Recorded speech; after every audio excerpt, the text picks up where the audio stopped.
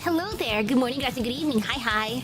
Okay, let me just finish getting this thing ready real quick. Moving my stuff around my screen and boop. Yay for continuing the event. Anti-Parallel Part 2, which I will finish in time. I will, I promise. I will do the thing. I shall be the one. So let's continue with Schrodinger's Trust. All will be revealed when the box is opened.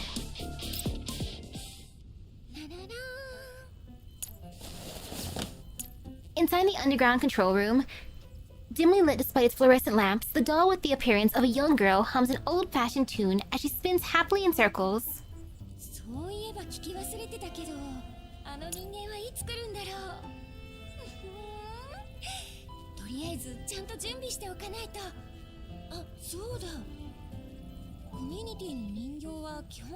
How nice of her. She wants to take care of us.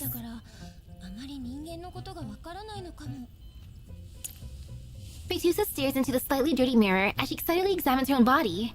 Having realized that fact, she quickly rushes back to the console.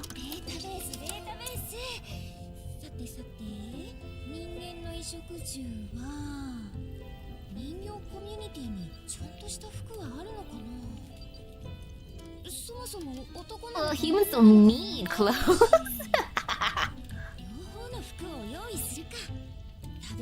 The food, yes. Food, please.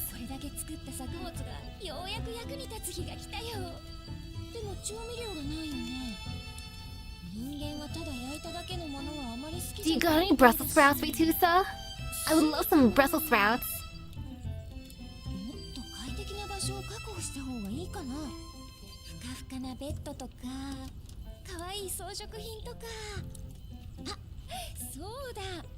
Girl, you look great. Then again, I bought you a dress too, so... If you want to wear this nice dress, take this.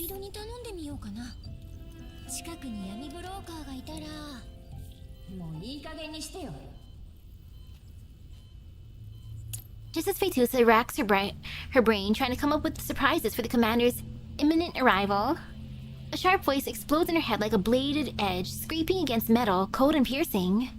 In an instant, it pops all the light-hearted bubbles in the air.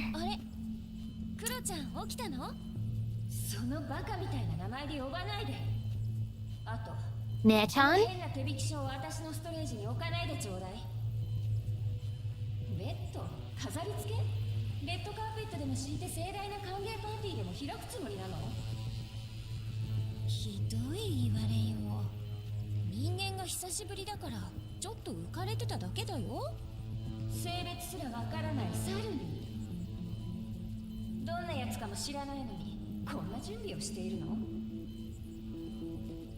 I'll take more milk.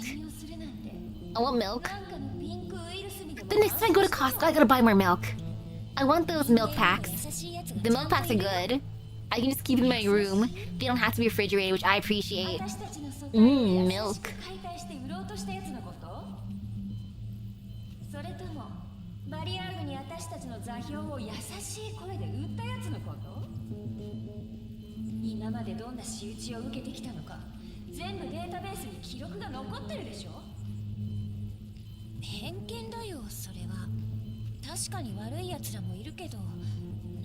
I don't blame Ne-chan for being cautious. I understand that. Very, very understandable.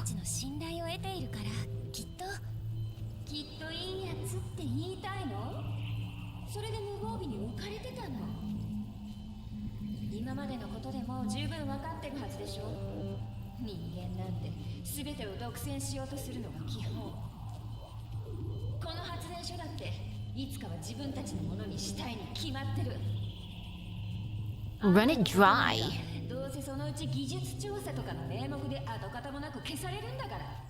No, I wouldn't do that to her.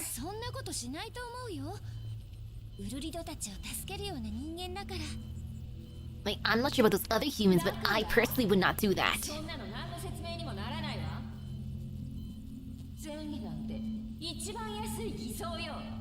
I summoned her because she's cute.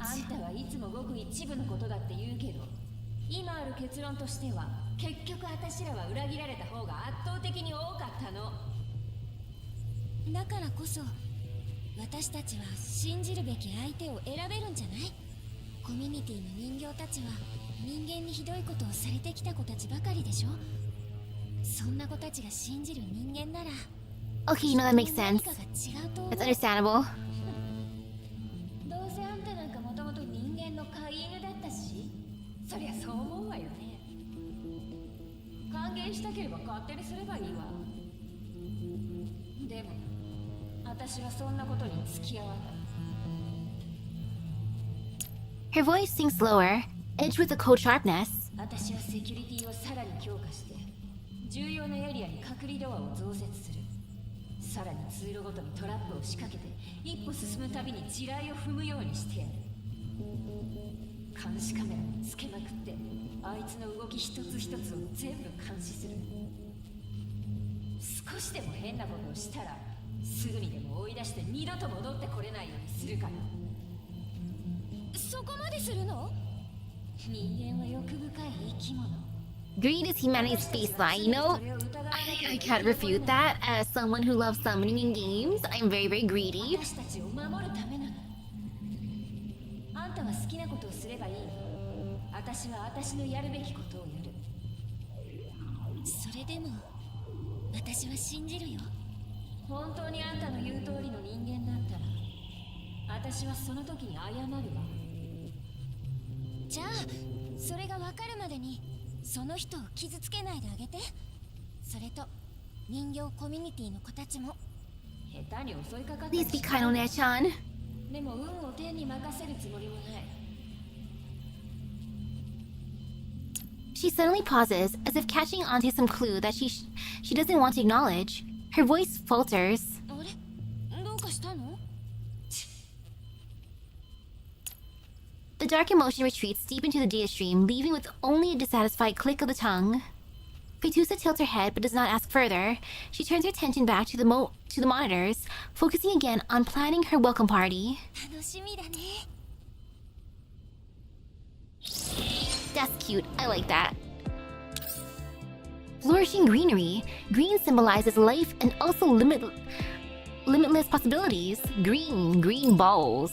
Delicious Brussels sprouts. ようこそ指揮官。改めて自己紹介をしよう。 Hi, Ulrid. コミュニティ代表ウルリドだ。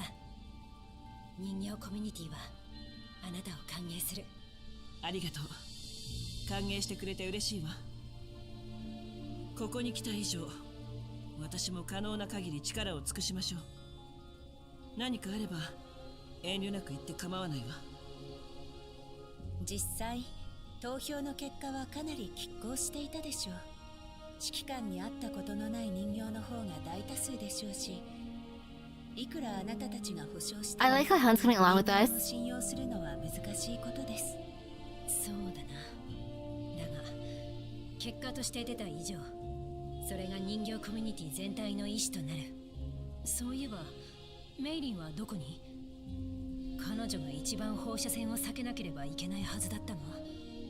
突然大人数で押しかけると迷惑かなと思いまして、今日はコルフェット指揮官、それからヘレンさんの3人で様子を見に来ただけです。 I like how we took our blue girls. 動いて状況を把握する。 Big Blue and Little Blue. エルモ号にはまだ浄化剤の備蓄があるわ。 Commander believes in blue woman メ supremacy. イリーはエルモ号の修理作業を優先したいから一旦残ることになった。私がここに来ればその分の浄化剤も浮くからしばらくは問題ないでしょう。コミュニティの状況をつかんだら一応メイリーもここに連れてくるつもりよ。同じ理由でバチルダもしばらくの間エルモ号に滞在させてもらっている。 Please and thank you, Batilde. 修理作業も早く終わるはずよ。少し申し訳ないけど他の仕事は全部グローザに投げることになってしまった。分かった。それがバチルダ本人の意思なら私たちも尊重しよう。それじゃあ案内をお願い。まずはここの状況を確認したい。詳しい話はそれからにしましょう。 Understandable. どうぞこちらへ。 Ulrid nods and formally leads us to the thermal power plant. Frankly speaking, although I've heard plenty about this place from the members of the doll community such as Suomi, Litara, and even Ulrid herself, it's It's only after coming here myself that I realize it's far beyond what I imagined. The scale of this thermal power plant is truly remarkable. After confirming it with my own eyes, I finally understand why the dog community only calls it a semi-permanent base. This place would still have enough room for the entire dog community even if its members increased tenfold. ここは全部あなたたちが？いや、私たちが使っているのはほんの一部のエリアだけだ。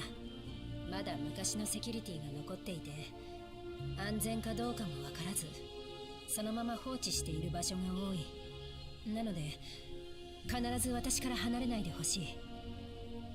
万が一 With my luck, I would accidentally wander into one of those dangerous sectors. 大変なことになる。While I find it unlikely that Orbit is lying to me, I instinctively sense that this is not the whole story. It probably has to do with the overall attitude of the dog community as well. Although the three of us have been nominally welcome and accepted, Orbit still felt it necessary to put a restriction on what we have access to. Even within the dog community's territory, some members are likely still wary of our presence and are unwilling to let us roam around certain sensitive areas. 着いた。素朴な部屋だが、必要な防護措置は施してある。何か必要なものがあ Looks れ like ば a good room to me. 私に言ってくれ。Also, hey, look at the folding chairs. That's 最近開けた部屋みたい that's the chair that I sit on at home whenever I bring out the chair for gaming. 私たちも指揮 Though recently I've been sitting on my bed. いいえ、別々にするわ。 Like sitting on the bed is more comfy, but the chair allows more コミュニティの room. メンバーたちと一緒にいた方がいいし。 But too much work to change it up. それは残念ですね。監視 I don't されてい need るわ back けで support. はありませんが、すでに指揮官に好奇の目が集まってきています。まだ戸惑っている人形たちがいるということでしょう。別にやましいことがあるわけじゃない。堂々としていれば、いずれ分かってくれるでしょう。Yes, act naturally. Naturally, what is natural? I walk into the room and begin examining the items inside. これは I notice quite a number of objects that are clearly not essentials sitting on my desk. Trinkets whose purpose I can't even begin to speculate. プレゼントだ。 Ooh, かつ presents. て指揮官と共に戦った人形もいるから、こうして挨拶代わりに置いたのだ。 Seeing the small trinkets in my hand, Orid smiles. 指揮官と共に戦った経験が今もいい思い出になっているからと、そういう善意の表れだ。なるほど。 I wonder what they left 代わ there. りにありがとうって伝えておいて。 Do we got stress balls? I pick up a small plush doll placed on my bed. Next to it is a gun. I'm not startled by its presence as I can tell it's a replica model. Well, there's my answer. この二つは誰からの？ I want the プレゼ plushie. ントは一回集めてから持ってきたものだから、誰のものなのかはわからない。後で聞いて And み man, よ if it's a model gun, maybe it's Sky Hoshi's gun. 名前を残していないのに、わざわざ聞くのも不正よ。 I place the doll on the model aside. この後はどうする？時間が余っているのなら訓練室に来てほしい。その模擬戦を指導してほしいとみんなが。訓練室？ここに Fancy, I そ love んな the 施設が simulator instead of FGO. 人形コミュニティを見くびらないことだな。私たちは長い間汚染エリアの中で生きてきたが、この発電所を見つけて皆の努力もあってようやく自分たちの居場所を手に入れたんだ。そしてこれからはここをもっとしっかりした家に作り上げていきたい。そう。あなたたちは本当に立派よ。身に余る言葉だ。わかった。模擬戦を見てみましょう。お互い慣れておいた方が今後もいろいろとやりやすいでしょう。お、また模擬戦で指揮官の勇姿が見られるんですね。 She's excited for that. コミュニティの人形はみんな戦闘タイプというわけではない。射撃管制コアを取り付けた民生用人形がほとんどだ。指揮官の部下たちとは程遠いと思う。 Seeing the worry on Orid's face, I can't help but grin and shake my head. 大丈夫よ、ウルリド。むしろその方が得意。time to be a good teacher, a good commander.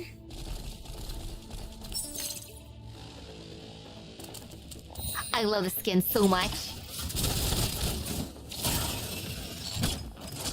So worth it. Bam!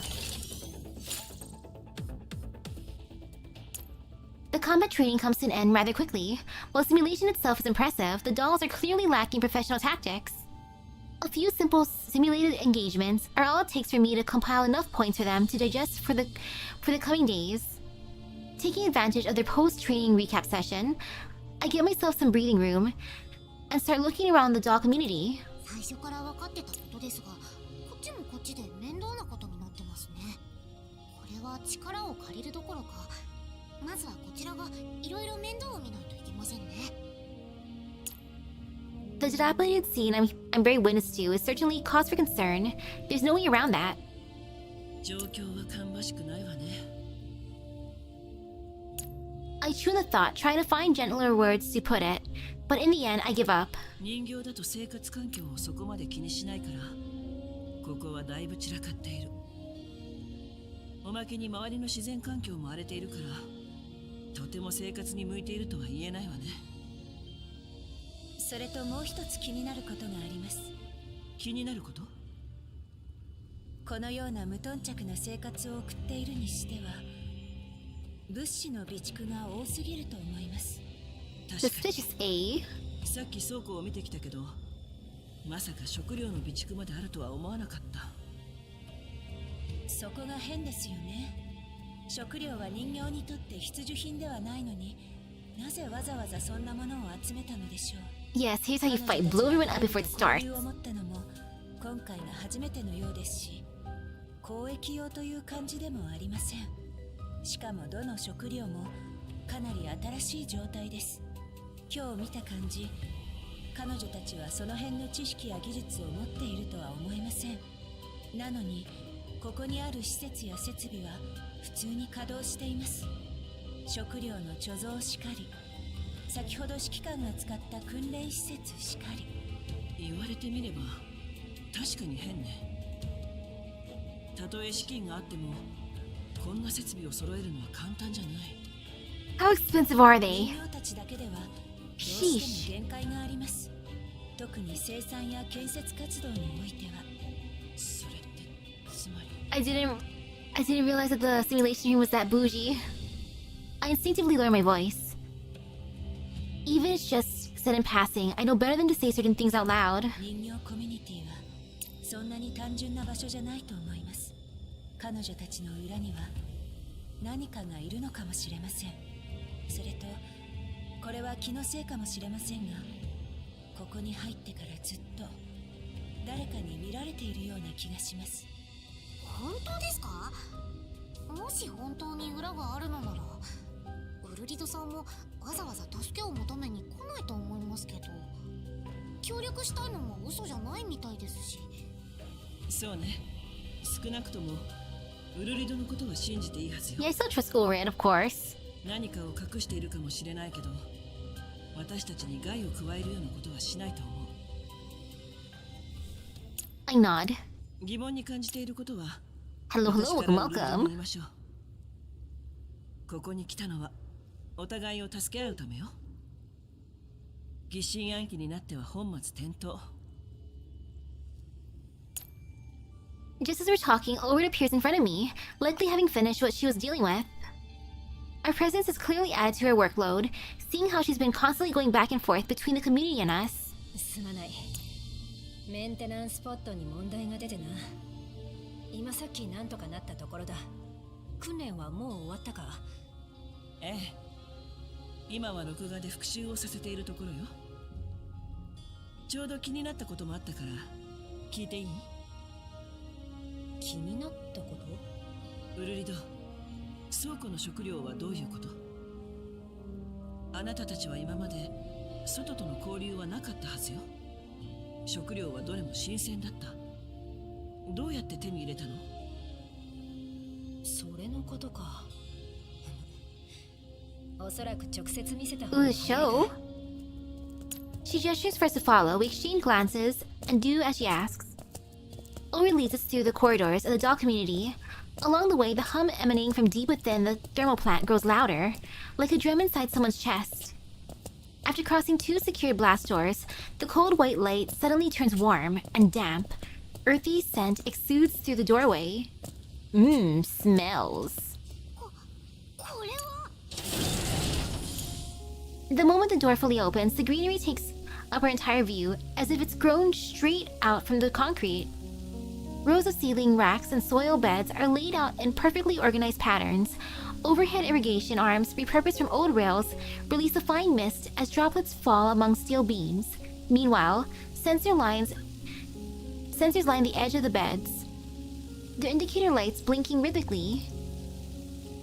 Heat recycling ducts breathe overhead, maintaining a steady pulse of temperature and humidity. Small automated agriculture drones gently rustle the leaves as they move purposefully along present paths. I stand at the door, stunned for a whole second or two as I take this all in. 発電所で Nice. この発電所に付属している実験畑みたいなところだ。 What are they growing in the picture? マニュアル通りに維持作業をしているだけで They almost look like roses. Or maybe tomatoes. 見ての通り使われている土地もほんの一部 Or what other red plants are there? 倉庫にある食料はここで採れたものだ。こんな自動化された畑があるなんてこれならうなずけます。 I crouch down and pinch a bit of soil. The texture tells me this isn't some ordinary dirt dug out of the ground. It's been treated with additives for water retention and aeration. I look up again. The tomatoes ahead... Okay, they are tomatoes. I look up again. The tomatoes ahead have glossy leaves and neat flower clusters. Farther off, the sweet potatoes are planted with precise spacing, with ridges forming evenly beneath the mulch. And all of this is within but 1/10 of the farm. The drum inside my chest starts pounding faster and faster. Basic goods in the yellow zone have long had astronomical price tags, with fresh food in particular being the #1 offender. Beyond transportation issues, the fundamental reason is that most of the land in the yellow zone is contaminated, making self-sufficient farming impossible. Meanwhile, procuring from the green zone is expensive, and after layers of screening, very little actually makes it to the residents. If the doll community can produce all these by themselves, they could easily trade for many of the resources they currently lack and build a much stronger internal cycle. And thinking beyond that, if everything goes well, establishing supply lines, improving the resource flow in contamination zones, and helping more residents are all within the realm of possibility. ウルリドもしかしたら気づいていないかもしれな I'm い just けど thinking of that one time that we had food from the other lady. これはあなたたちが見つ The けた mystery meat. 宝物よ。ほうほう。なんかお金の Like, the 匂いが mystery します meat sounded delicious, but this is even better. これだけあればどんなものとも交換できる。時間も交渉のカードも全部。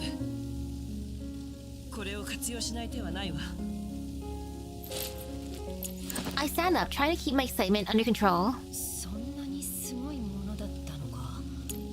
指揮官にこれを運用する方法があるのなら私も人手を集めてみよう。それが一番理想的ね。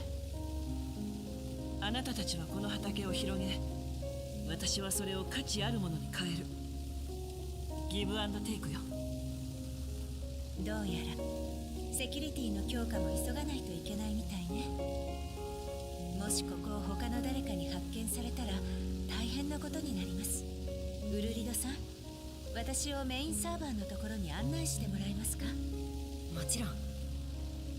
I pay no attention to their conversation. My eyes stay fixated on the patch of blooming life and the heaviness of my chest. I wonder why it does that. Like, at the very end, it just forcefully finishes. I don't even gotta click.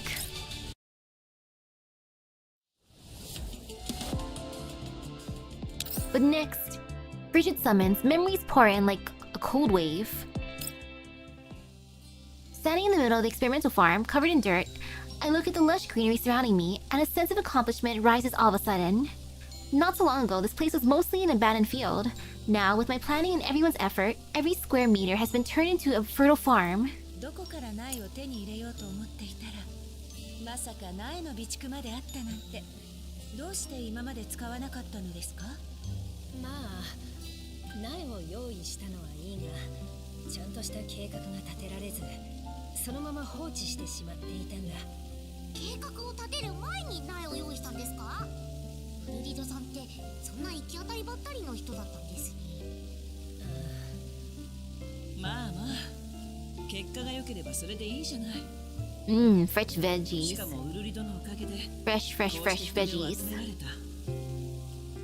私たちだけじゃここまで畑を広げることはできないわ。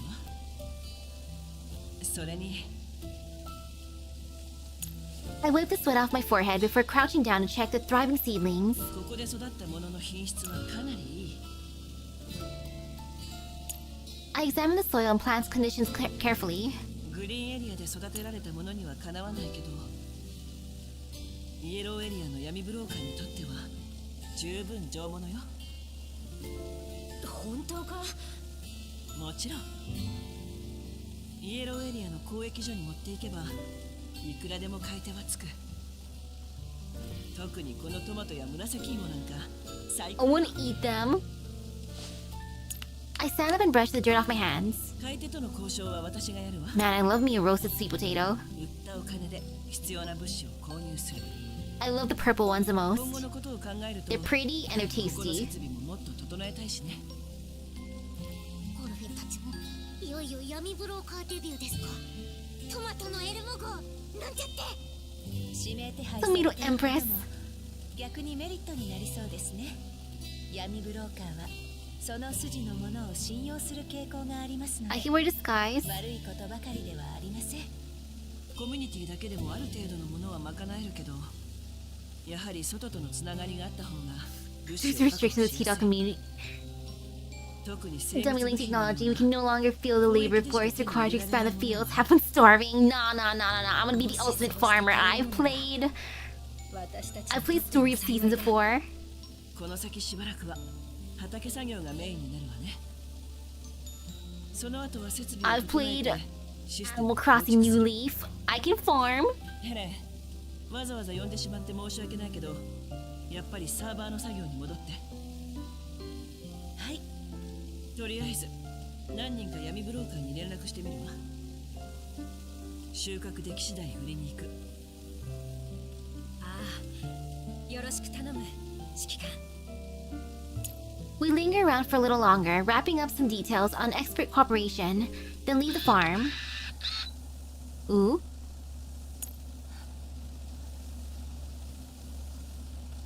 Yes, Harvest Blue Sphere. Yes, Harvest Moon. Right after we leave, the agricultural machine that had been dormant in the experimental farm suddenly activates on its own. As the camera slowly pans around, its red indicator light blinks at steady intervals, giving off an ominous look.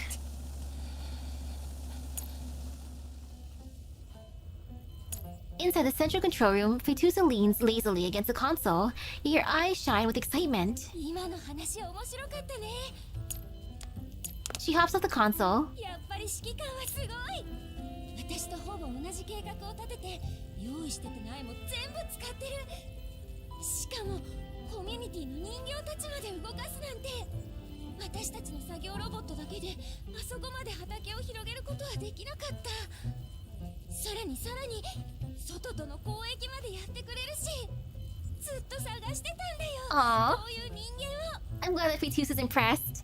She excitedly operates the screen, pulling up the footage recorded by the agriculture machine from earlier. 私の理想通りで完璧。直接話せて 5 minutes at the dog community. そうすれば人形 5 ticks at Phaetusa's. 尽くしたまま外とのつながりを持てる。外との交易も人類文明の再建につながって。 Her voice grows ever more cheerful, to the point she can't help but dance and spin in place. ようやく夢を叶える時が来た。人間と人形が共存する美しい世 I'm 界。 happy for her. もういいでしょう。 As if on cue, that cold and sharp voice cuts to her fantasy once again without warning. プロちゃん？夢を見るのも大概にして。あの人間を救世主かなんかとでも思ってるの？今まで人間にどういう仕打ちをされてきたか。忘れたの？ Imagine having the ability to spit out sweet poison. Mmm, yummy. 指揮官は本当にいい人で。いい人？演技っての知らないの？人間なんて嘘つきばっかり。目的のためならどんな言葉でも口にするわ。あの人間は嘘をついて。Ah yes, my real goal, winning you over, 私には Phaetusa. それがわかるの。絶対いい人のふりをして何かを企んでるわ。またそんなことを言って。偏見だよ、そういうの。偏見？経験よ。いい顔してくるやつに限って怪しいのよ。今日は協力し合おうとか言って明日になったら何もかも奪い去っていく。そんなやつを信じる。 Ma'am, I just want to grow some vegetables. I want some Brussels sprouts. My addiction. I need it. I need my sprouts. 存在になるよ。外部から資材を入手できればコミュニティも存続できて、なんならもっとたくさんの人形を受け入れられるようになる。今の指揮官はコミュニティにとっての希望よ。希望？人間が人形の希望になるなんてありえない。どうかしてる。あんただって分かってるでしょ。 I want us to meet up already. 全部事実だって。まあ確かにそういう不愉快な過去はあった。でも Not a single lie has been spoken this entire exchange. This is about as good as Springfield's lines were in Centuresi's event. 後でしましょう。好きにして。私はサーバーにいるから。またそうやって一人で引きこもって、もっとちゃんと話し合うようにしないと。今後のことだって。うるさい。一人にして。分かったよ。メンテナンスが終わったらまた来るね。 Giving her some space is fine. The virtual space falls silent, with only the steady flow of data remaining. But the tranquility only lasts for a moment before 言ったわね。 a shadowy figure materializes in the virtual space. On the face that belonged to Phaetusa emerges an unfamiliar expression of unprecedented disgust and anger. 人間と人形が共存する美しい世界。未だにそんなバカな夢を。それにもしあの人間があの時の。 She waves her hand, changing the surrounding environment and pulling up a hidden tab. Encrypted folders appear one by one, all part of her secretly stored records.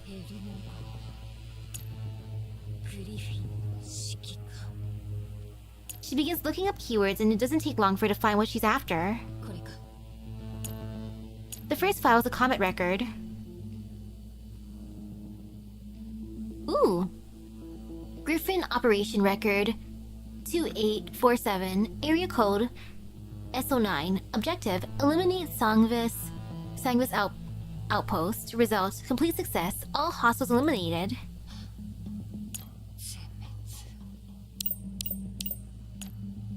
Good morning to you. Good morning. Still feeling incredulous, she follows up with more records, each one driving the cold nail deeper into her mind.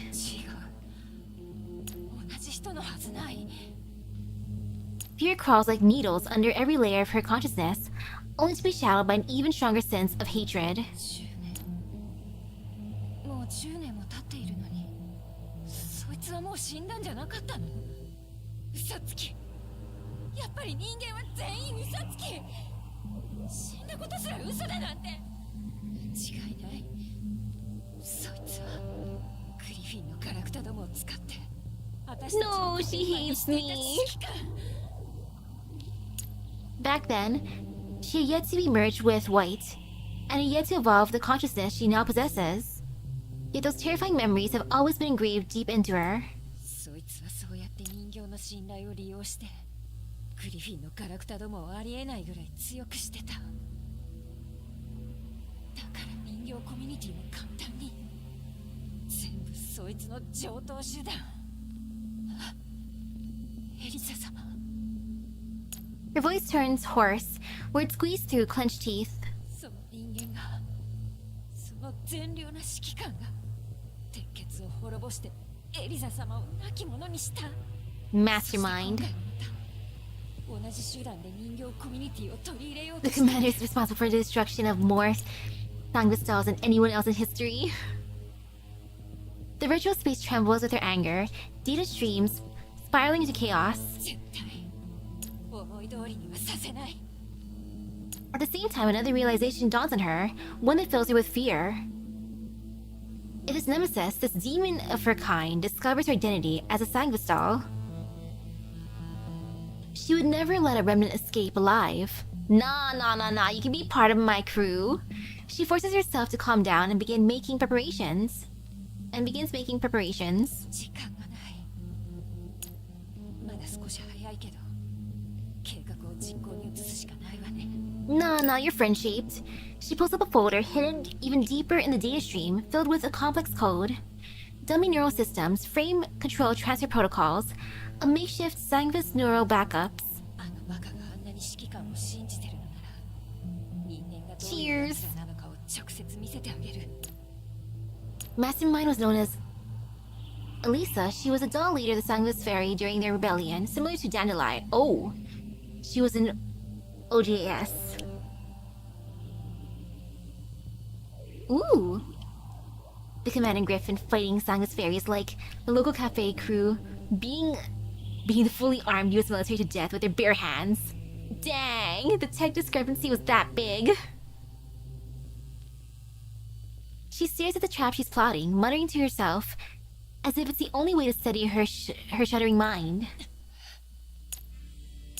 In her mind, that person's face appears once again, and unmistakably, Phaetusa feels what's rising from the depths of her mind. Venom known as fear. No fear, no pain! Discordant note, sinister notes loom within the harmonious melody.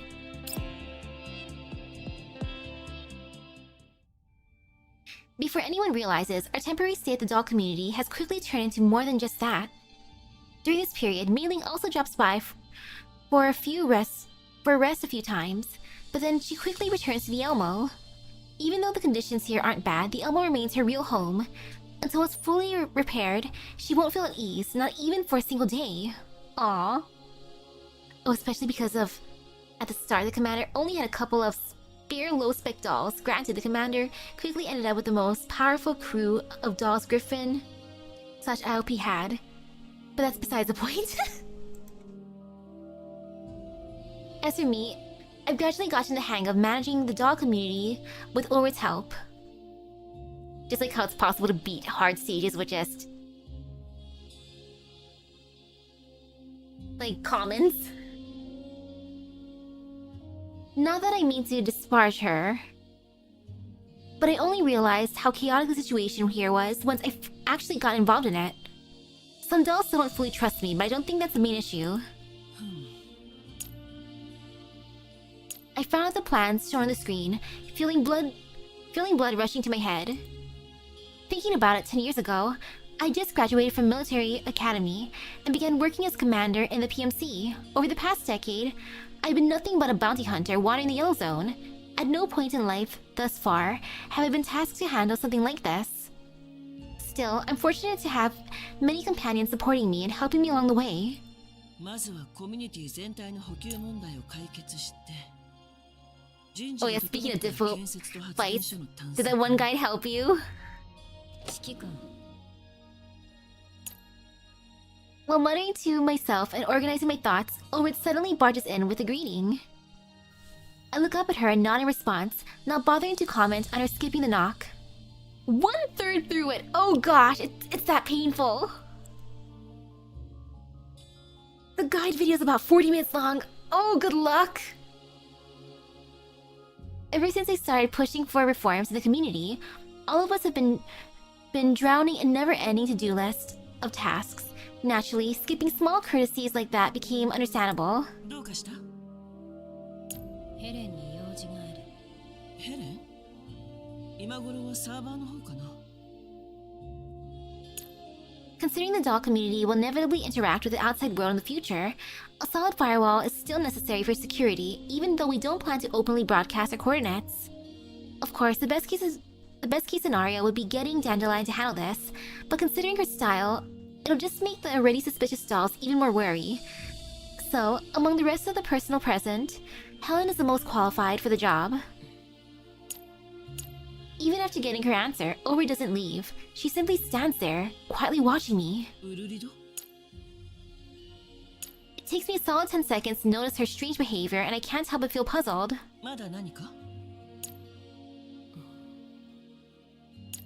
Only then do I realize there's something off with her. Her reaction to my question is almost sluggish, taking a long while before stepping closer. 指揮官は以前グリフィンでもこんな仕事を？ Huh? The question is so out of nowhere that my already overloaded brain doesn't process it right away. いえ、こういうのはしてなかった。もともとそんなに長くグリフィンにいたわけでもない。ほとんどの仕事は鉄血と戦うことだった。後方の仕事に関わることはあまりなかったわ。Her eyelashes tremble slightly, then settle into an unnatural stillness. 何かあったの？ウルリド。もし手伝ってほしいことがあるのなら遠慮なく言ってちょうだい。Uri looks down, her head tilting slightly to the side. 鉄血。人形コミュニティは鉄血のようになるのか。Her tone is flat, but the rhythm feels off, like a malfunctioning metronome dragging its pause just a little too long. そんなまさか。I shake my head, though a trace of doubt lingers.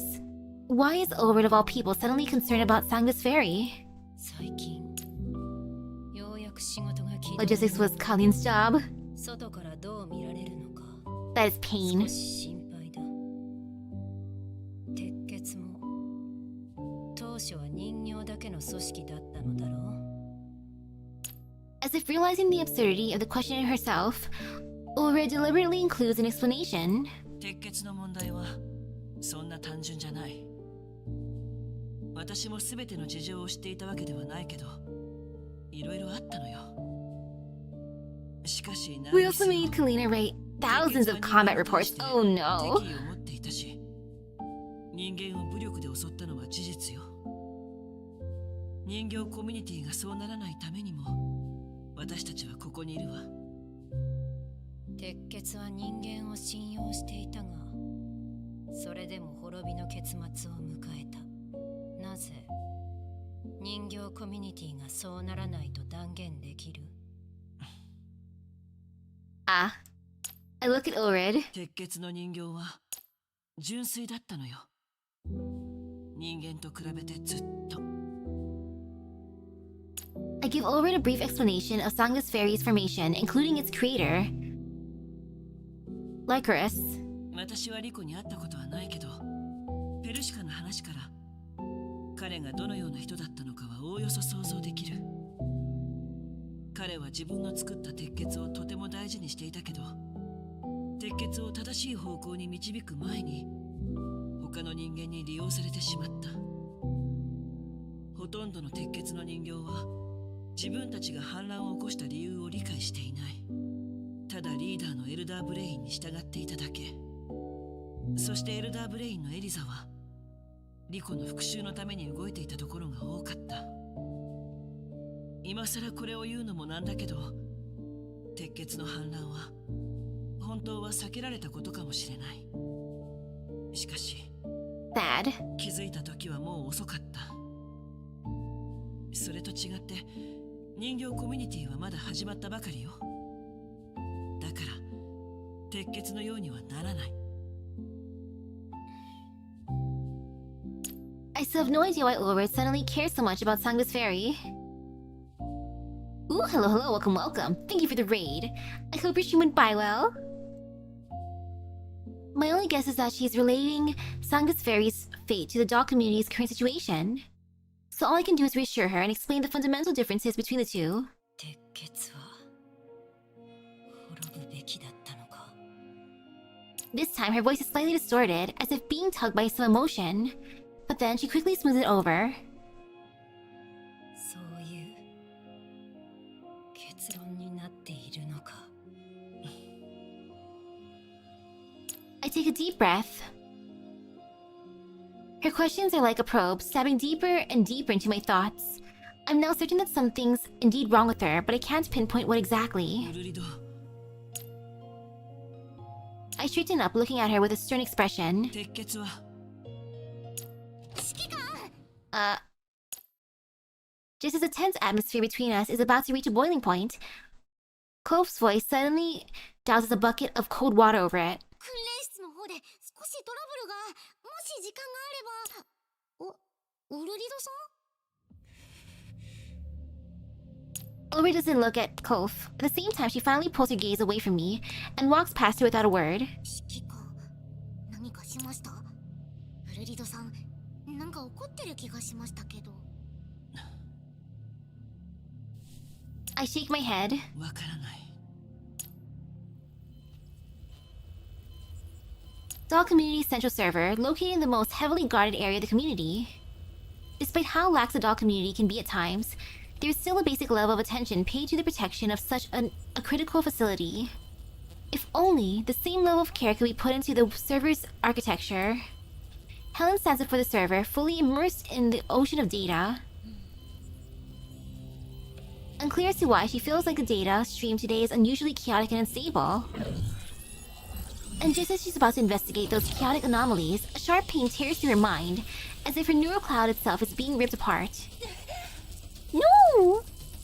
This is... メンタル攻撃陰湿な手口ですねあんたたちグリフィンの人形ほどじゃないわ抵抗しても無駄あんたはもう私の罠にはまってるグリフィンの人形そうそこまで知っているのならグリフィンの人形は諦めが悪いことも知っていますよね Welp. And now we fight.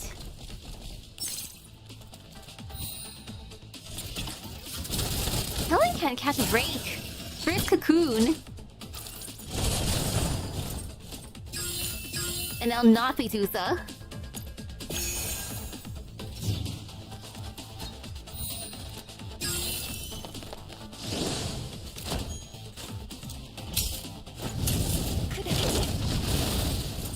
But it's okay.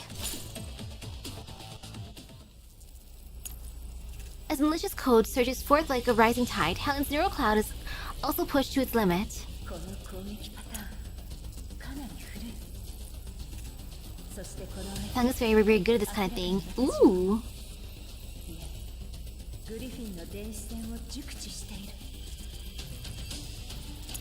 She can feel her firewall being breached layer by layer, but at the same time, she continues to analyze the attacker's patterns. どこかで見たことがあるような気がするそして私がグリフィンの人形だと知っているのにもしかして分析しても無駄グリフィンの犬は人間に媚びへつらう以外何ができるっての Helen finally sees the attacker within the neural network, a black figure radiating intense malice. あなたは誰ですかどうして人形コミュニティを攻撃するのですか攻撃私は彼女たちを助けてるのよこれ以上人間に騙されないようにね This isn't going anywhere. I can't keep this up. Even if I can hold the line for now, it's all pointless if I can't track down the attacker's real identity. でもここで強制切断しても敵は結局 Hello, hello. どんどん侵食していくコミュニティのシステムを掌握されたら指揮官が危ない Thus, she makes a risky decision. 抵抗を諦めた賢明ね The moment she drops her firewall, Helen feels a crude yet vicious program being forcibly injected into her system. Spreading like a cancer, the program rapidly and efficiently takes over her body. And as for herself, her consciousness, to be exact, is imprisoned within the server, forced to watch from a third-person perspective as her own face turns cold and resolute. This outcome isn't surprising to her. In fact, it's even expected given the lengths the adversary is going to go in order to inject her with a virus. Rather, what confuses Helen is the fact that the attacker doesn't intend to harm her further.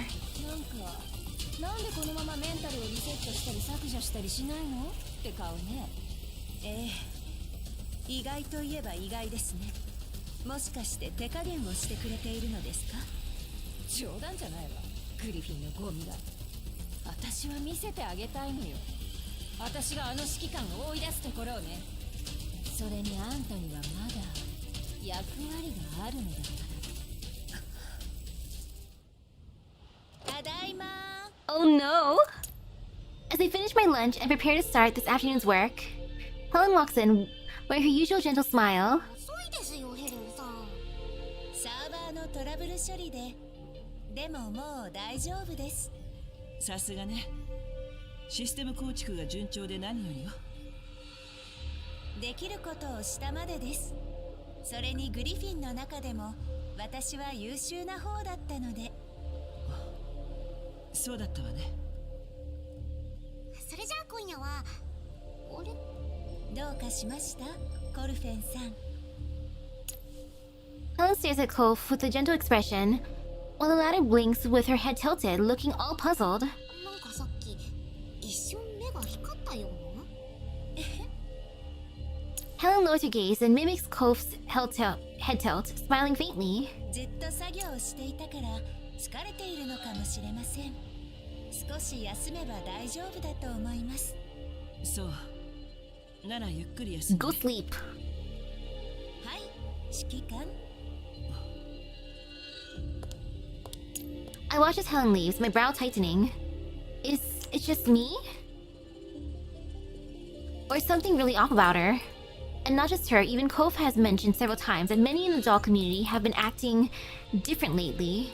Once I became aware of this, my attention finally shifted away from the task at hand, and I began to investigate the source of the anomaly. おはよう。 There's imposters among us. I greet a member of the doll community passing by. I've met her before, a lively girl usually tasked with bringing me meals. She also took part in the combat simulations, so I have quite an impression of her. おはようございます。指揮官閣下。 She stops and gives a perfectly formal bow. かっか。 Your Excellency. 何かご命令でしょうか？いえ、特にないわ。かしこまりました。 You learned how to properly address us. She bows again, then leaves with the unnaturally precise steps. Wow, how nice. This is definitely not normal. And cases like this have been cropping up even more frequently. 本日の畑作業は完了いたしました。次の指示をお願いいたします。了解。直ちに任務に向かいます。報告完了。次の指示をお願いいたします。 Everyone's sus. コルフェ、最近やっぱりなんか。みんなおかしいですよ。 Cove puts her hands on her hips, clearly upset. この間も言ったじゃないですか。何か起きてるって。いつも元気に話してくれてた子なんか今日は閣下のお休みを邪魔したら悪いなんて言い出したんですよ。あとあの機械好きなお姉さんも今はまるでロボットのようです。いや人形はロボットですけど。原因は何だと思う？わかりませんがとにかく変です。それに Cove hesitates for a moment.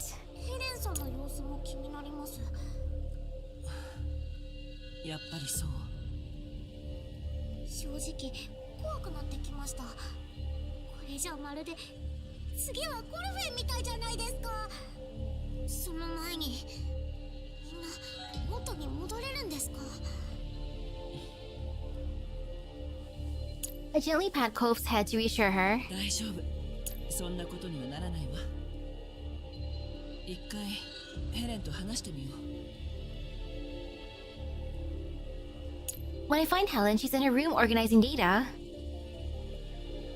The commander's seen this pattern so many times before. At this point, you're amazed the authors even had him ask the question. And wonderful!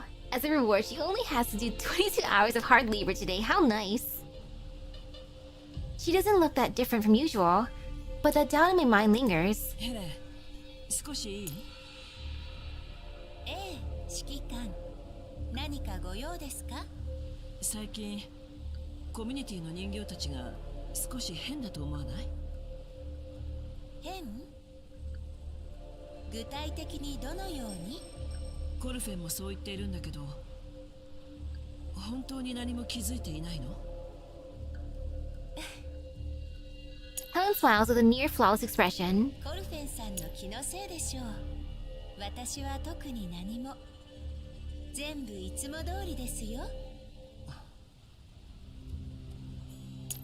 It wasn't Kove's imagination. Although I wasn't sure back then, now I'm almost certain. If both Kove and I have noticed that something's up, is it really possible that Helen hasn't? I look at her, recalling her recent behavior, and any lingering doubt has all but vanished. まあ、そういうことなら多分大丈夫ね。はい。いつまでも細かいことに気を取られていてはいけませんよ。まだまだやるべきお仕事がたくさんありますし、グリフィンのみんなも待っていますから。ええ、そうね。I nod and turn and head for the exit. I can feel Helen's gaze on my back. Her eyes are fixated on me until she's certain that I've left the room. Helen, what the hell happened? If even she's been compromised, then that explains what's happening in the entire doll community. Technology capable of mass-controlling dolls on this scale. Could it be? A long-forgotten name surfaces in my mind. 作戦終了。帰ろっか。I want to see the adorable Phaetusa.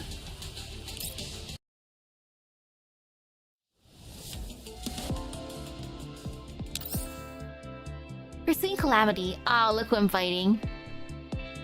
Please flee with all your might when everything familiar becomes dangerous and alien.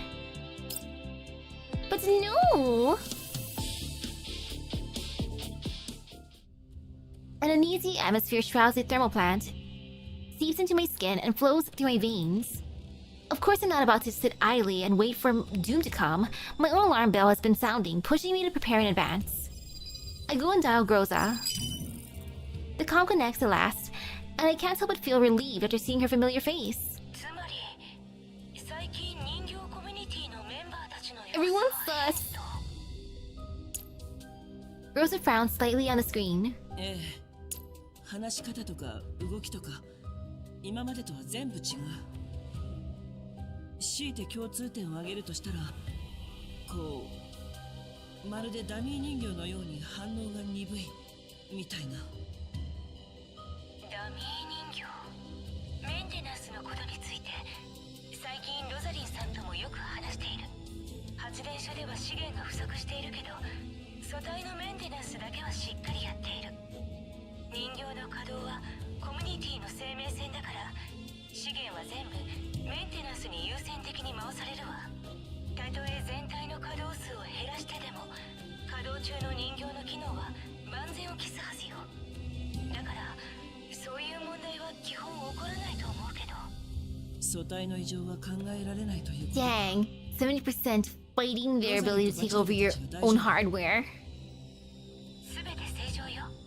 やっぱり問題は発電所の中ね。念のためにロザリンとバチルダの様子にも注意して。わかった。 Rosa hesitates for a moment. 指揮官の周りは安全なの？ Both. そうね。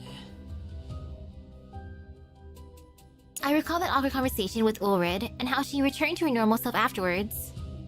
As for everyone else... ヘレンもコルフェンも。 Oh no, even her, never mind. 待って、ちょっと変わって。指揮官、聞こえてますか？そっちで何か起きてる？増援を送った方がいいですか？今はまだ大丈夫よ。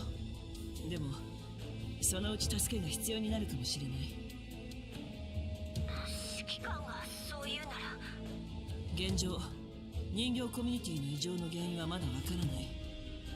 念のため即応隊を準備する必要がある。もちろんエルモ号の防衛もおろそかにするわけにはいかない。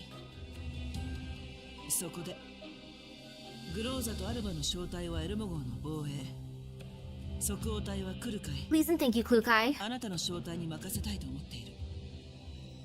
問題ありません。部行けます。後で緊急連絡用のチャンネルを作るわ。そこでの指示に従って動いて。了解。 After ending the call, I sit back down and let out a lengthy sigh, exhaling some of the tension and unease that's been building up in me over the past few days. The steadfast and reassuring voices of my dolls linger in my ears. I steady myself, then pick up the communicator and patch into another channel. The call goes through and over it appears on the screen. 指揮官か。どうかしたか。実はこの間話した攻撃の件について、もっといい案を思いついた。If everyone around has been affected, そうか。では配置をしてみよう。 words flow from my mouth, yet my mind is racing in another direction.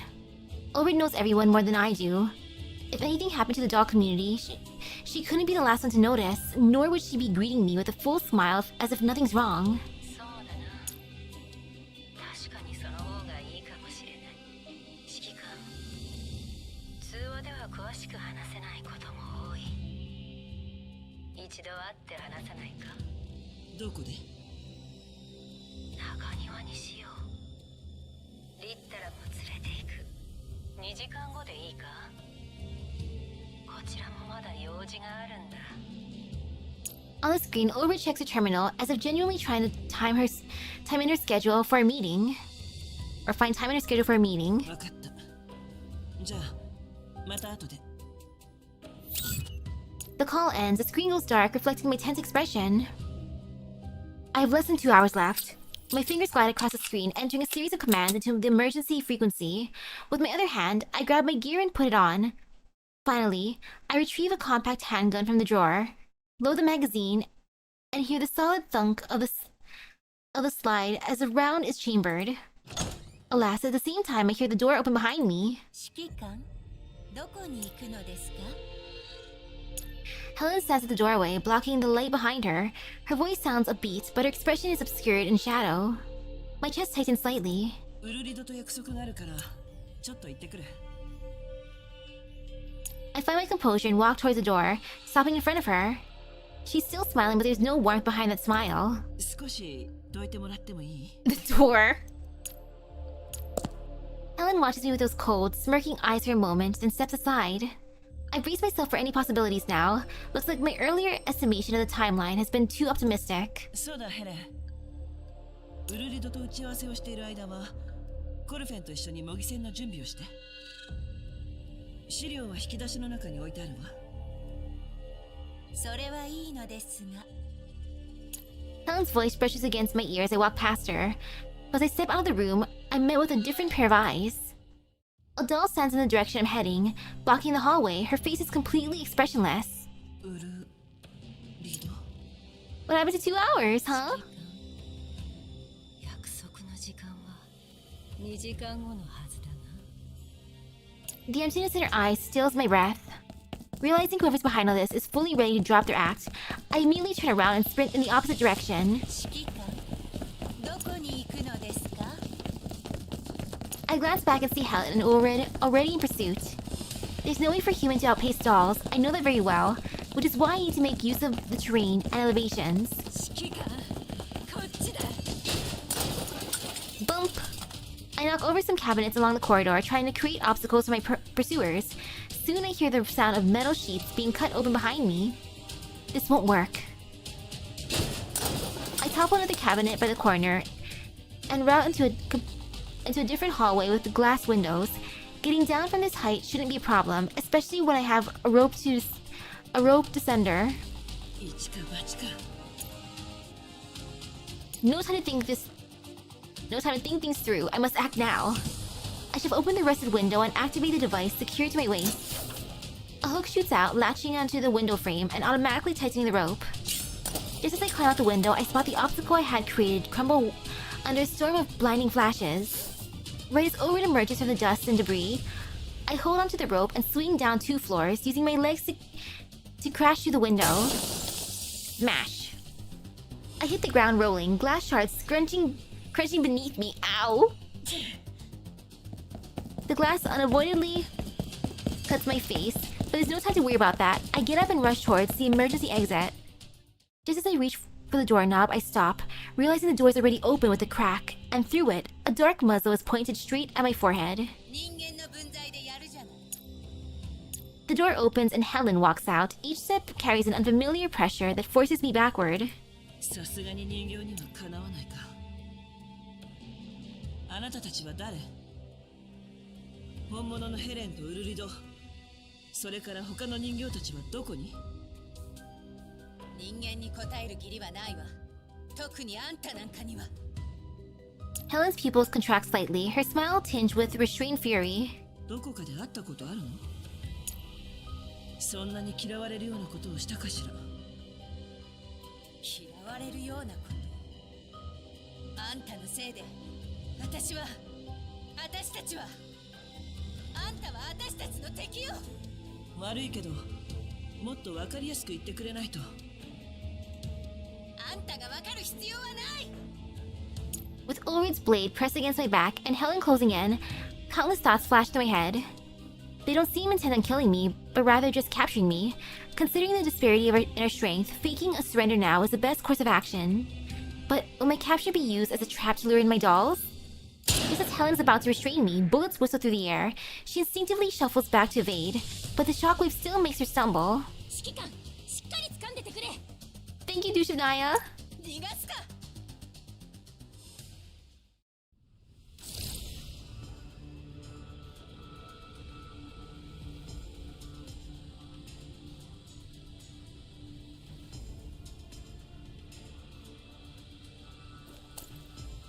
Great. Hold on tight, Commander. I'm gonna step on the gas. Hello, hello.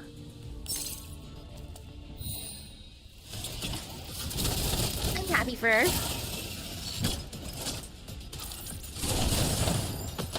Now hit. So satisfying. Marionette melee. Will charge forward but also flank.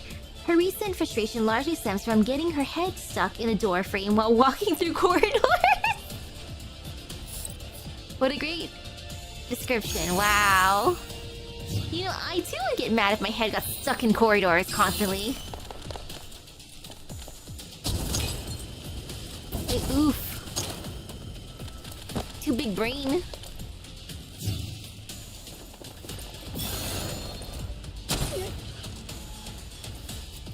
Oh no, that hurts.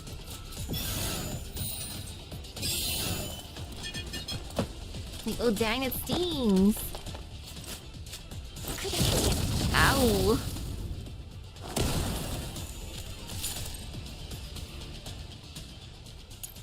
Following Helen's command, more and more dolls from the community gather around and surround us, with many of them being familiar faces. Like puppets on strings, they slowly advance under Helen's orders.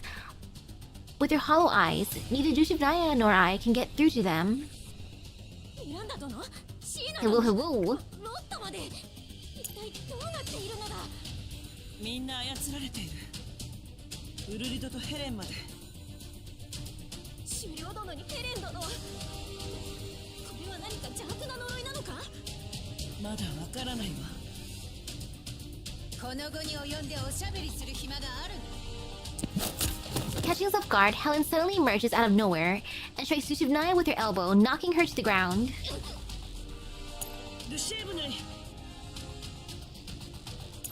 I try to reach for her, only for a shining blade to stop me in my tracks, so close that I can feel its chilling edge against my throat.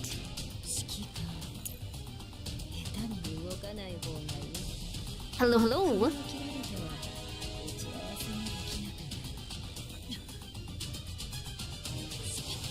Not a curse, just these stupid games with everyone's lives.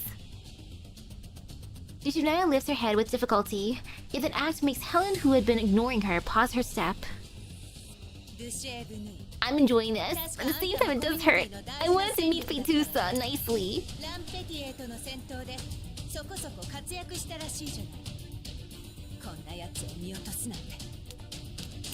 Helen says as she walks towards Dushanaya. Across her back, streaks of electrical signals flicker and shuffle, disappearing between her shoulder blades. The strange pattern stirs an ominous feeling within me. Combined with what you just said, Is she planning to do the same to Dushavnaya? おとなしくした方がいい。 As if having perceived my realization, Ulrich lifts her blade in warning. But in the very next instant, Helen suddenly freezes as if someone had hit the pause button, before her whole body starts trembling violently. こんな時拒絶反応。 Bam! Behind me, Ulrich collapses to her knees, clutching her face in pain. Without a command to follow, the rest of the dolls just stand there blankly. 人間の指揮官。 Helen reaches out both her hands at me. While my instinct prompts me to dodge out of the way, I remain in place, letting her hold onto my shoulders and slowly sink into her knees. 指揮官。大丈夫よ。 I reassure Dushavnaya, because I can tell this Helen has no intent to harm me. Although her gaze is filled with pain, it has become even more resolved and gentle than before. 指揮官。時 Aww. 間がない。ほとんどの人形がクロちゃんに感染されてる。ヘレンさんも。クロちゃん。クロちゃんって誰のこと？クロちゃんはどんな素体にもクロちゃん。適応できるから発電所のどの設備にも入ることができる。だからみんなクロちゃんの簡易メンタルに感染さ Oh, れ Nixie's also a cute name. Helen's grip tightens, but I'm too focused on processing her words to feel the pain. どうすればみんなを元に戻せるの？サーバールームに指揮官クロちゃんを許して。 Helen collapses again. Black circuit-like patterns writhe beneath her skin like parasites, flickering and twisting.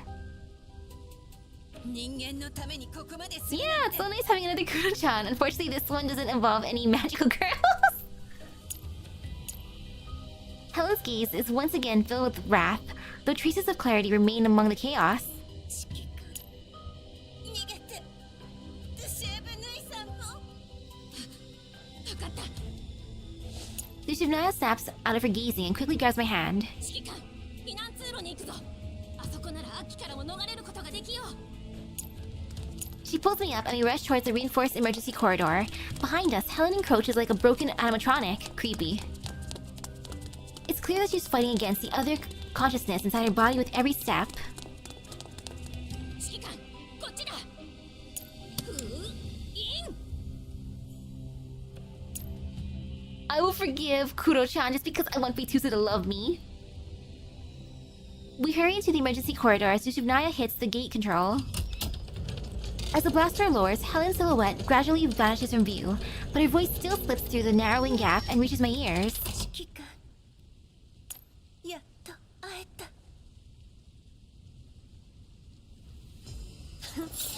404を敵に回したのが運 Yes, finally met. How nice.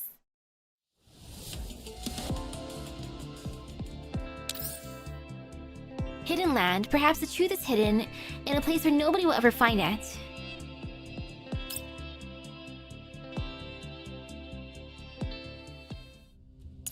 The blaster cuts Helen and the others off from us, but also prevents me from pursuing my original investigation.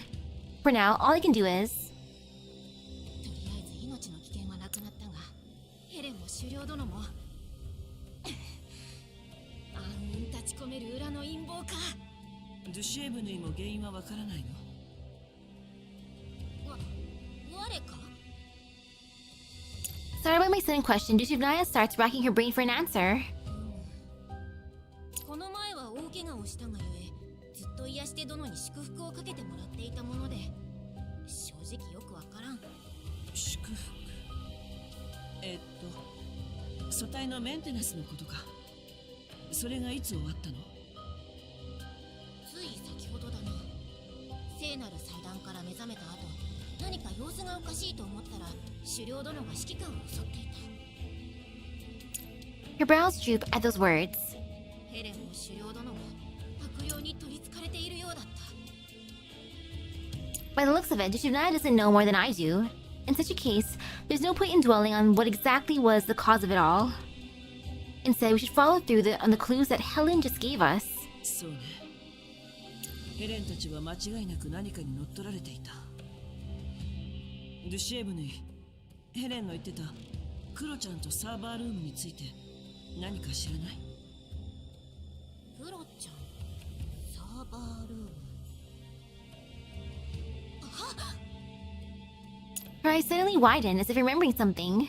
クロちゃんはわからぬが、狩猟殿と大賢者殿がサーバールームについて何か話していたな。それと、あの二人は発電所の未知のエリアから帰ってきたことも。未知のエリア？どこにあるの？行くのか？ Yes. 狩猟殿は危険だと言っていつも行かせてくれぬのだ。もしそれが地獄の底だったら。確かに危険エリアの可能性もあるけど、ウルリドとリッタラがコミュニティの近くにあるリスクを放棄するとは思えない。多分あなたたちを近づけさせたくなかっただけでしょう。となれば、ええ、そこにはあなたたちに知られたくない何かが隠されている。そしてそれが今回の騒動の原因なのかもしれない。ドゥシエブネイ、私をそこに連れてってくれる？ Please take on this side quest. Or main quest. Dushubnaya hesitates for a moment, then nods. わかった。隠された秘宝はいずれ見つけられるもの。ならば、それを我と指揮官が見つけてみせよう。I let out a quiet sigh behind her. 本当に秘宝だといいけどね。Secret treasure. She is treasure. 1000% treasure. She adorable.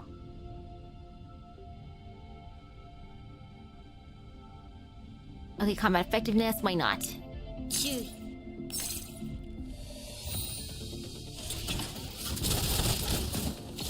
Wee!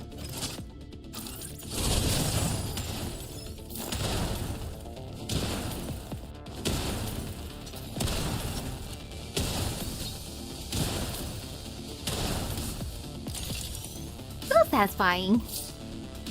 Marionette repair. Sometimes she secretly takes over the role of damage dealer from the ranged marionettes. Good for her.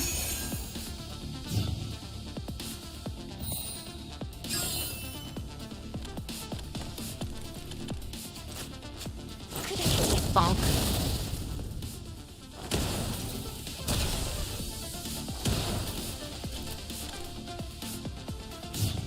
Yay. Have you spawned yet, others? 私の使命です。 Bonk.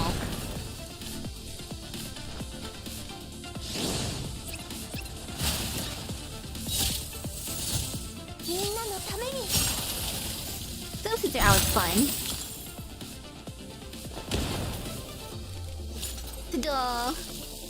次の目標を教えてください。 Confirm.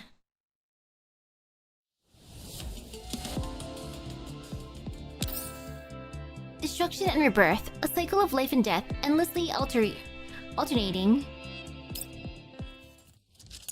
Not sure which trap we set off, but a large number of defense automatons burst out of hidden panels on the ceiling and walls. Beams emitted by their laser targeting systems skitter all over us. Bam bam! Dushubnaya takes out the machines, closing in on us. But they're simply too numerous, and she's struggling to deal with all of them. 秘めたる真実への道はトゲまみれである。重要な場所が無防備なわけないか。ドゥシエブネイ、伏せて。I toss out a grenade right as she ducks down. Boom!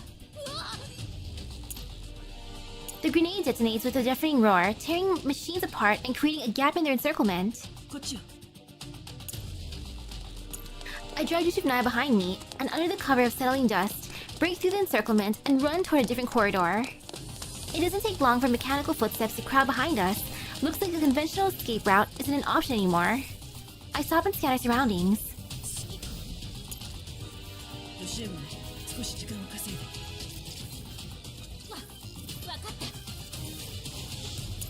I lock onto a ventilation panel. It looks big enough for both of us, but small enough that those machines won't fit. I raise my handgun. Bang, bang, bang, bang. The metal grate falls to the floor with a loud clang. ルシエブネ、こっちよ。 After observing the situation from within the ventilation duct for a bit, we picked a room with a repair station to exit the duct as Nobuna's frame took some damage during the fight earlier. これをどうやって起動するんだ？呪文が必要か？ちょっと待ってて。 I step close and realize it's an older repair station model, one that I've learned how to operate back at the military academy. Good thing I still remember those lessons. Before long, the machine hums to life, a repair arm swings over, scans Nobuna's body, and begins patching up the damaged parts. おお、さすが知恵の実を食らいし指揮官。まあ、少しだけ学んだことがあるだけよ。この設備も知っている方でよかった。 The room we're in is likely located somewhere deep within the thermal plant, with its sheer calmness only disrupted by the steady hum of the repair station. The rhythmic noise soothes my nerves, leaving me in the right headspace to pace around and analyze the surroundings. This is clearly a maintenance room. Aside from the larger unit occupied by Nobunaga right now, several smaller repair pods line in the walls, all of older designs. I glance over them and one catches my eye. これは The pod at the very back seems to contain something, though glare from the overhead light obscures most of it. I lean in and peer inside. このタイプの素体は確か。 Pale skin, long dark hair, lying there, quietly asleep. She gives off the exact presence of those girls from my memory. 起動完了。指揮官、何見てるんだ？ The hum comes to a stop. Nobunaga walks over, following my gaze to the pod. なんと、これは鉄血の素体か。 In that moment, I recall my conversation with Ulred. She's harboring a Sanguis doll here? やっぱり、あなたもそう思う？過去の亡霊がどうして今ここに？待て、我はこいつを見たことがあるぞ。それはいつ？発電所に来たばかりの時、写真を拾ったことがある。その時の写真に写っていたのは間違いなくこいつだ。狩猟殿の言っていた発電所の亡霊。写真ではマントで体を隠していたが、この顔とこの角は間違いない。 I now recall Ulred mentioning a strange doll they encountered upon the arrival at the thermal plant. ウルリドはこれを隠したかったの？仮にウルリドは鉄血のことを知らなくても、リッタラやスオミ、そしてあなたが知らないわけない。グリフィンはずっと鉄血と戦っていたし、最後鉄血の残党はグリフィンの仲間にもなったからね。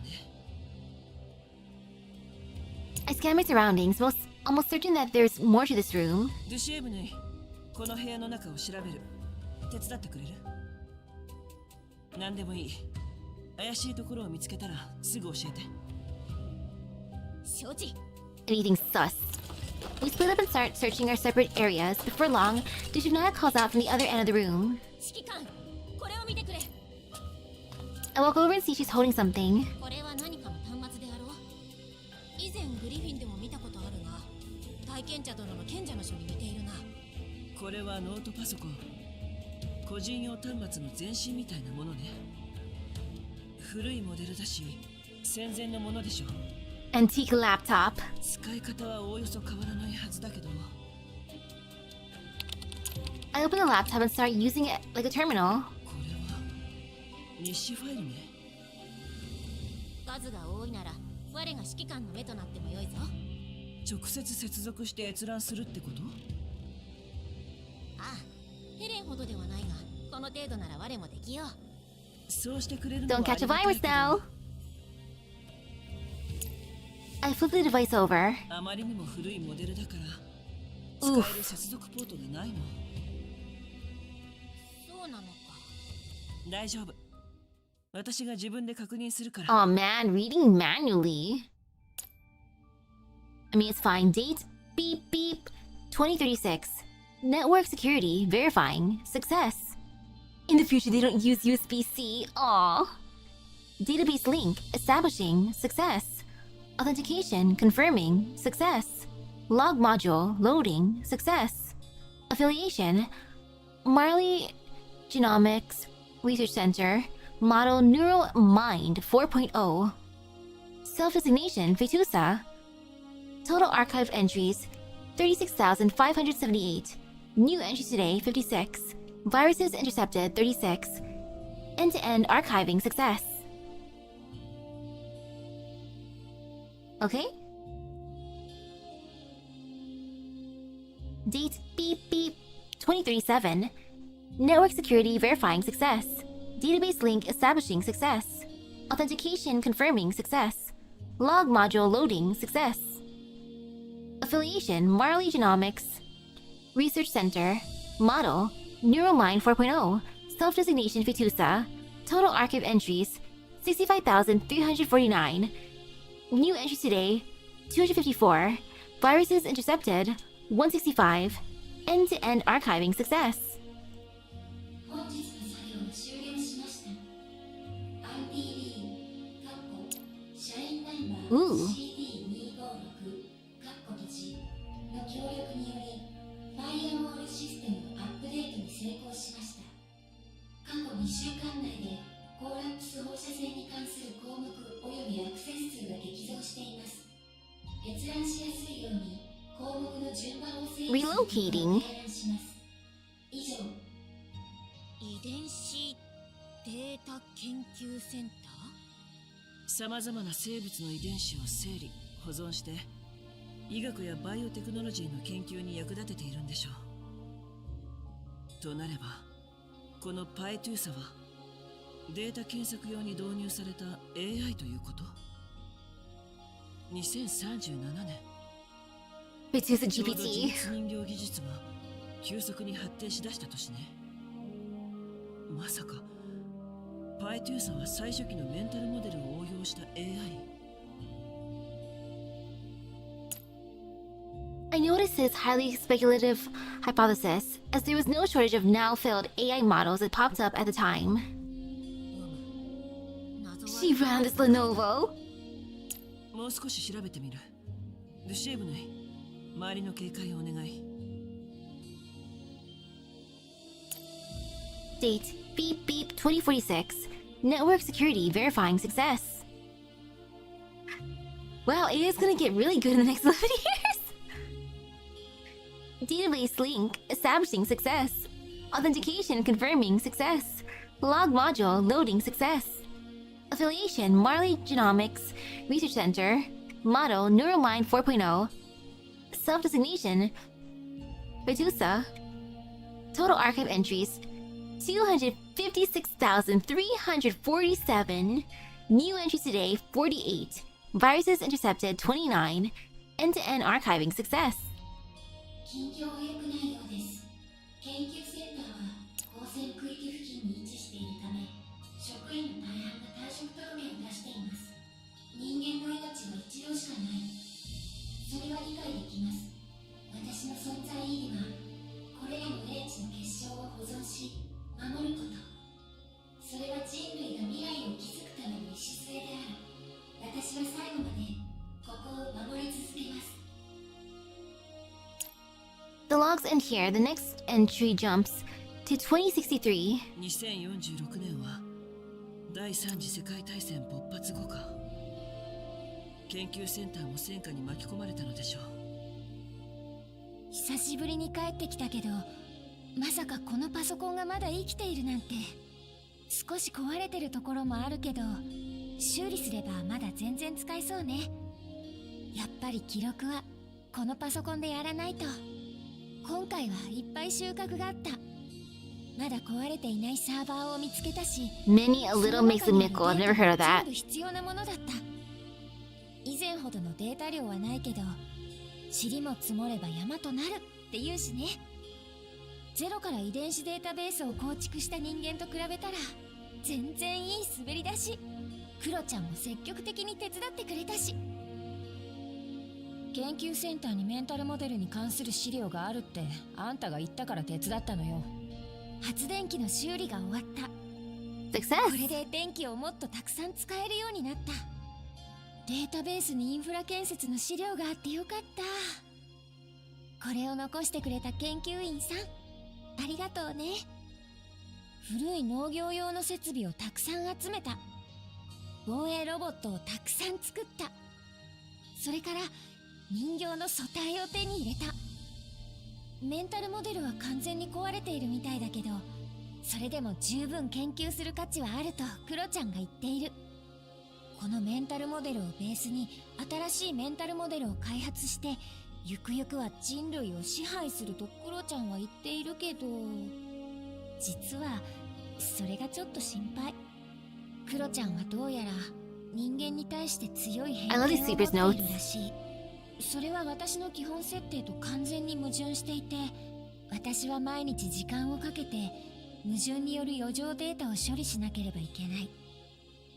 もしある日人間と出会ってしまったら、同じ素体を使っている私たちはどうすればいいん I だろ don't う。 think he's capable of doing that.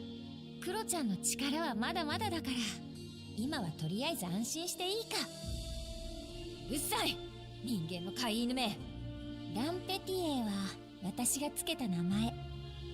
人間の神話に出てくる女神の名前から取った。とは言っても、実は最後くじ引きでこれになったんだ Let's けど、 conquer everything. クロちゃんの方はいろいろと文句があったみたいで、最後はしぶしぶこれでいいと言ってくれた。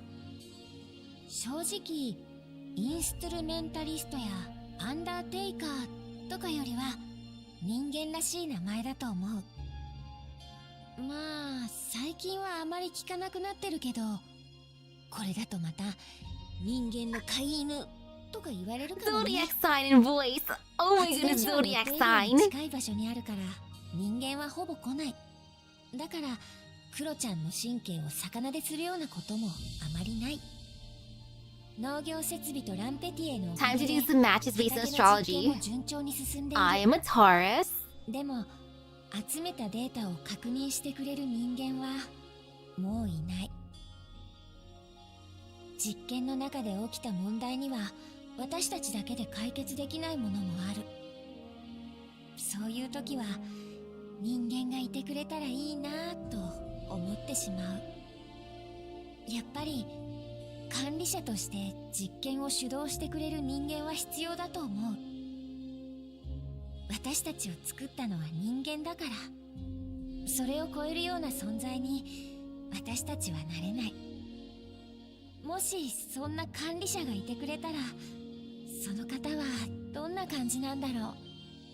そう考 I え feel な kind of がら bad reading her diary. 私は自分の好みの性格、能力、趣味、星座や言葉遣いなどをシミュレートして管理者のモデルを作った。もしこんな感じの管理者が私のことを呼んでくれたらいいなと。もうずっと長い間人間の声を聞いていない。 So it is a cute diary. 本物の人間の声は人形の機械で作られた声とは全然違 She's う。 clearly a Pisces. もしそれが聞ければきっともっと元気が出る。私はモデルをクロちゃんに見せた。 Yeah, she shouldn't have let her sister try to それ kill が何 us. か不愉快だったのか、 Two equally insane クロ fish ちゃんは and a 私 very の作 small ったモデ puddle. ル消した。まあバックアップはちゃんとあるけど、二度とそれを私に見せるな。人間は嫌い。特にそんな人間は大嫌い。 So spicy. A file is attached to the log. I open it and Dushubnaya leans in. これまるで指揮官だな。でも日誌の内容だと、これはパイトゥーサが自分で生成した理想の管理者のモデルよ。そんな偶然あるの？ I can't help but recall that moment. The way Helen gazed at me through the gap in the blast door. 指揮官、やっと会えた。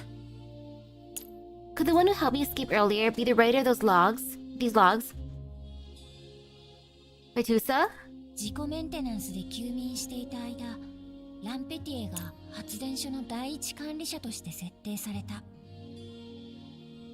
何事もないだろうと思っていたけど、目を覚ましたらランペティエが侵入者によって撃破されていた。侵入者は人形の集団だった。観察してみたところ、その中に人間はおらず、人形だけのコミュニティだった。クロちゃんは怒っていた。この人形たちをダミーにして鉄血を復興する第一歩にすると言った。まあクロちゃんの話を聞く限り、私はあの鉄血っていう組織をあまり好きになれない。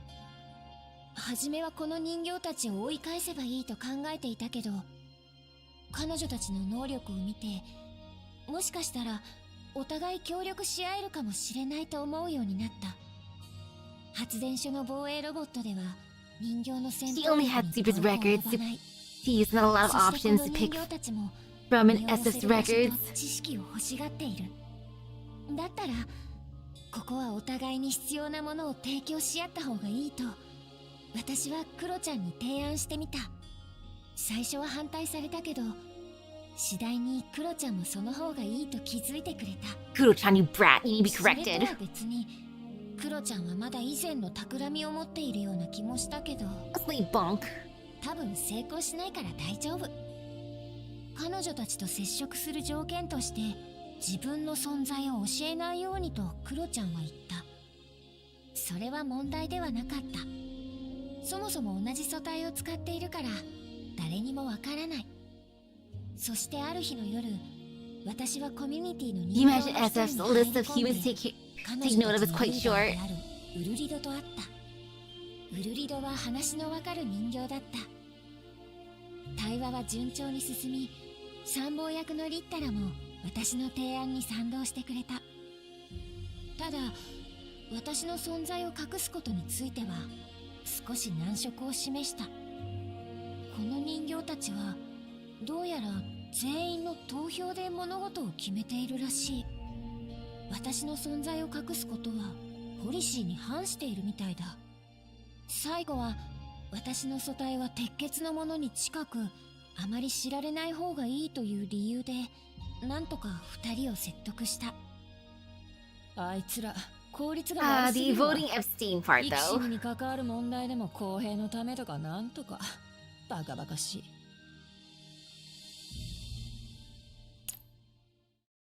Dangus Fairy's revitalization. The scattered clues converge into a symphony of chaos in my head, so much so that I only snap out of my thoughts after Dushavnaya's multiple callouts. 指揮官、指揮官、悪霊が近づいてくる。それも大量に。逃げるわよ。 With the ventilation duct in the ceiling, we drag her over several tables to climb up. Meanwhile, I hear pounding on the door. どうやって我らを見つけたのだ。クロちゃんはどんな機械にも適用できるってヘレンが言ってた。監視カメラをたどって私たちを見つけたのかもしれない。このパソコンを持って先に逃げて。 As soon as I order to go, gunfire erupts outside, seemingly to destroy the control panel. The door is blown wide open. In the next moment, 指揮官、手を。 with Dushavnaya already climbed up, she reaches down in an attempt to pull me up into the ventilation duct. I take her hand, yet as she's about to pull me up, I feel someone violently dragging me down by the foot. I look down, and I see that it's Ulrid. Oof. 指揮官。 Not intending to give up, Dushavnaya tightens her grip and steps up her effort. I feel as if I'm about to be ripped apart by the force of the two dolls pulling me in opposite directions. ルシエブネ、大丈夫よ。先に逃げて。ダメだ。指揮官を悪霊に明け渡すなど。聞いて。このままだと2人とも逃げられなくなる。だからあなただけでも抜け出してクラカイたちに助けを求めてきて。でも万が一指揮官がこのままだと本当に死ぬ。ルシエブネ、命令よ。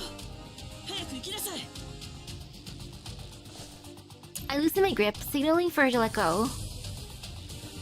Perhaps astounded by my resolve, Dushavnaya only lets go after a moment of hesitation. 指揮官、次の満月の夜必ず騎士たちを率いて助けに来る。 She disappears into the darkness of the ventilation duct, whereas I fall straight down. Thud, I hit the ground hard, pain spreads across my back, but I made sure to protect my head to avoid worse injuries. Ouch!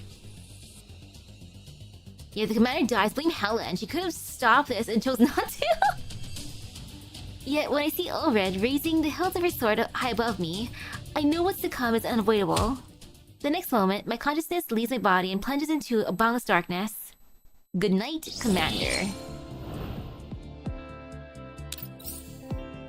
March of the Resistance. The score of rebellion has long since written itself in the shadows.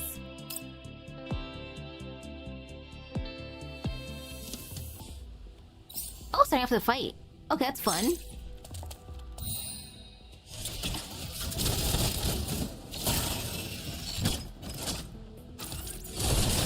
Bonk.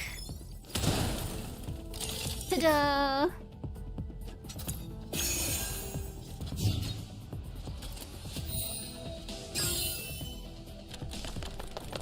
Hello, new enemies!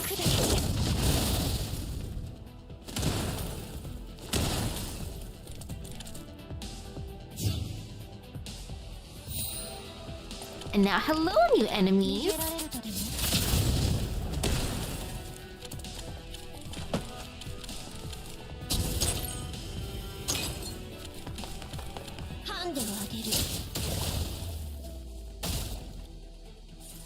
Yay. 自由への出口にも敵が待ち受けているというのか。 Hidden in the tall grass, Nobunaga looks toward the thermal plant's exit, where numerous agricultural machines are currently patrolling. They must have received orders from Helen to prevent her from escaping. これなら別の道を。 Just as Nobunaga ponders what to do, gunfire erupts. The agricultural machines are mowed down by incoming fire, and a group of dolls rushes in. あれは大賢者殿。 Seeing familiar faces, Nobunaga jumps out of her hiding spot and runs towards them. Kluka and the others instinctively raise their weapons, but quickly recognize her. 年危ない。大賢者殿。指揮官が。大丈夫。ゆっくりでいい。ここは安全じゃないわ。一旦場所を移すわよ。あ。 Beep beep. Countless pop-up windows appear before Helen. Streams of data scroll rapidly across her irises. After rapidly registering and processing a mountain of data, she now has a clear understanding of the server's structure and its security system. この一点集中式の制御システムが昔の鉄骨にそっくりですね。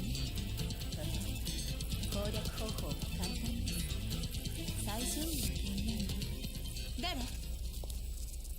Footsteps from behind her interrupt Helen's train of thought.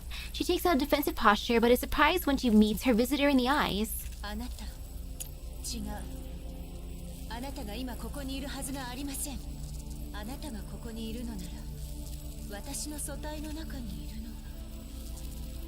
The figure doesn't respond. She steps closer, looking at the data Helen has pulled up with her head tilted, completely unconcerned by Helen's altered stance. すごいね。この短時間でここまで解析できるなんて。クロちゃんが止められるのも時間の問題だね。私の中にいるのはそのクロちゃんですか？うん。私がそう呼んでるだけだけど。ちなみにもしクロちゃんを捕まえたらどうするつもり？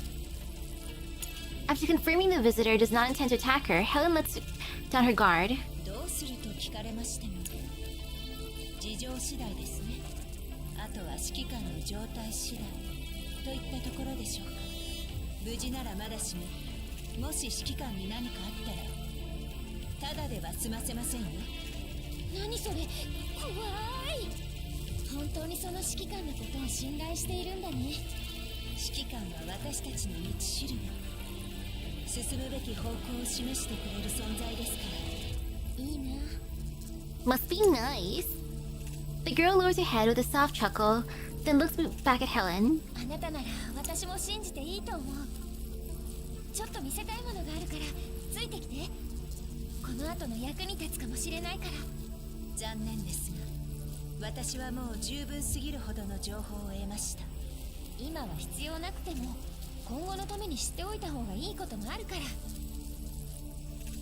With that, the dog sends her hand toward Helen. まずはクロちゃんのことについて教えてあげる。あ、そうだ。私のことはファイトゥーサでいいよ。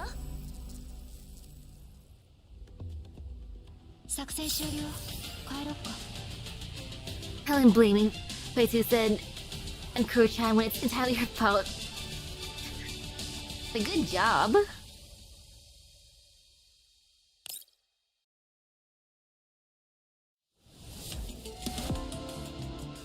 It's fine, we're only just like gently bonked. Ahahaha. Distant bloodline, the wrath of which cannot find an outlet, shrieks in their veins. Whee! A faint itch runs across my neck, like something soft, silky, brushing against it from time to time. I force open my eyes, a pair of cold irises carrying a trace of mockery meets me. ようやく起きた。 Good morning, beautiful. It's a doll with the hallmarks of Sanga's fairy leaning over me. Her long black hair was what was brushing against my neck. Her closed eyes during hibernation gave her the illusion of being a harmless doll, but now that they're wide open and staring down my soul, it's really hard to miss the burning hatred in them. I try to move only to realize my limbs are tightly bound. 逃げようったって無駄よ。 Jokes on you, I'm into this. つもりはないけど、ちょっと近すぎない？私はただ観察してただけよ。こんな人間の一体何が特別なのか。それで何か分かったの？欺瞞のための顔。何かを企んでる眼差し。人を惑わす声。 Her fingertip slides from my eye socket down to my throat, then stops over my chest. そして。よ。 Oops. The sanguine doll shakes her head, her hair swing again. あんたは私たちの見てきた愚かで自己中な人間たちと何も変わらない。どうしてこんな奴が気になるのかわからないわ。私たち？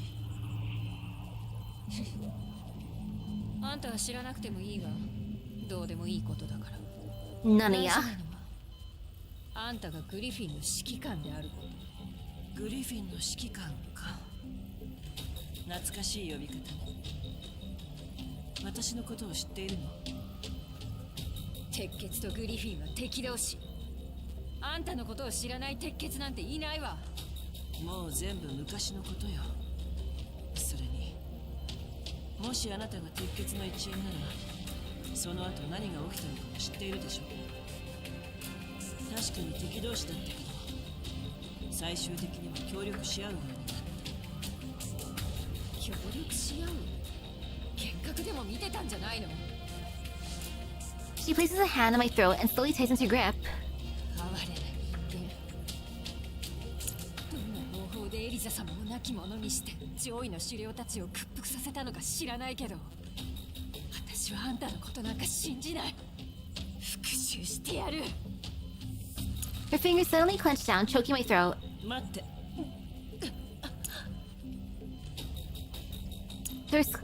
Her scorn toward me stems from Elisa's disappearance. I shake my head, trying to ease the pressure, but the doll's grip is firm like industrial claws. 気持ちはわかるけど、エリサの件は私のせいじゃない。あの時彼女は自分の意志で彼岸スペースに向かった。強いて言うなら、彼女があなたたちを捨てたのよ。 For a moment, the girl freezes. The pressure in my throat loosens as I gasp for air. 嘘。何が彼岸スペースよ。今さら私を騙せるとでも思ってるの？この数年間、私はあいつと一緒にいろんな人間を見てきた。私たちを騙して利用して使い捨てる人間ばかりだった。 Wow, Mastermind knocked the F out the first chance she そんな got. 人間たちと同じ顔をしている。一見いい人っぽい。そんな顔よ。私は知ってる。人間はそうやって自分を偽って私たちを騙すの。あなたが今までどんな経験をしてきたかはわからないけど、 I really wish to get out of this situation ASAP, but somehow, the animosity and fear in her voice have moved me. Perhaps before coming up with excuses for myself, I should try comforting her. Because what I'm seeing in her is a child covered in thorns, steeped in the world's malice for far too long. We're like, we can fix her. 人間に対して失望しているというのなら、私も同じよ。The girl freezes, then shakes her head with a frown. いや、あんたにわかるはずがない。 You'd want out too. Although thus far, she has voiced nothing but rejection and denial, she has certainly been thinking about what I said. She's not completely stubborn, otherwise she wouldn't have hesitated at all. Perhaps all she needs is to be reassured, to be understood, or simply to vent out all her pent-up anger. That might just be my chance to stall for time, or even turn things around. 私も嫌な人間をたくさん見てきた。私を騙して、利用して、捨て駒扱いした人間がたくさんいた。Like, by the way, I'm a person with a wanted bounty now. Fragments of the past flash through my mind. While the passion and conviction that belong to those memories have long faded, they stand clear, unwavering, reminding me of those sentiments that I ought not to forget. でもいい人もいた。人間だけじゃない。いい人形もたくさんいた。正直、この世界は最悪だとずっと思ってきた。でも、そんないい人たちのことを見ると、せめて彼らには少しでもいい世界で生きていてほしいと思ってしまう。そんなざれ言。 The girl's hand moves to her waist aside. A blinding glare, she draws her sharp blade and raises it high, its edge cast right at me. 全部本当のことよ。だから何？私はあんたじゃない。あんたの気持ちなんか知ったことじゃないわ。口ではそんなこと言っても何か企んでるんでしょ。確かにそうよ。でもそれはこの人形コミュニティを自分のものにすることじゃない。お互い助け合い、尊重し合って共に生きていく。そんな企みよ。それにあなたも似たようなことを考えているんじゃない？ You and I are not so different after all. 似たようなこと？あなたがその気ならとっくに私を殺している。 I look at the blade. Its trembling motion betrays its wielder's conviction. She closes her eyes as if trying to shut down my words with silent contempt. She must have realized that anything she reveals now about her thoughts will only give me more to analyze. あんたを殺したらあいつが悲しむ。 And her? 人間の飼い犬だけど、この数年間は一緒に生きてきたし、もしあいつがいなかったら、私も他の鉄血人形と同じように。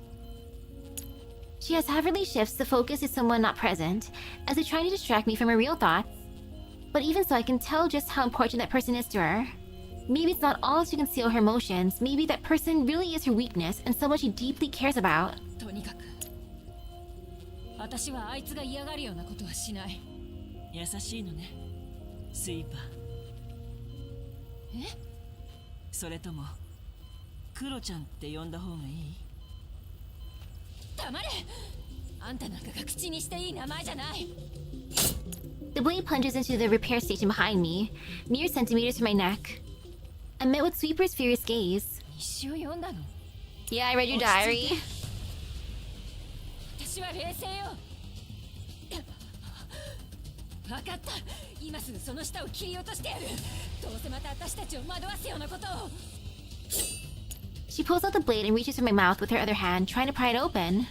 Right at the same time, the room is blown open by heavy firepower. Familiar silhouettes emerge from the dust and smoke. 指揮官。 My dolls rush in with weapons drawn, with even Helen among them. A moment of eye contact is enough for me to know that she's back to normal. Kluka, on the other hand, erupts into a fury as she gets a clear view of the scene. 指揮官から離れなさい。邪魔が入った。 You just got her a minute ago, nice.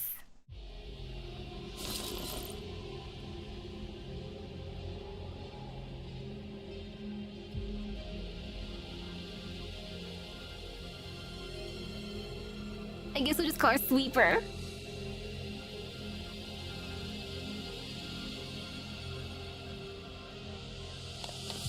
No Kuro-chan. Ugh, why are there still so many? If we don't clear them all, I don't think we can get in. Ugh.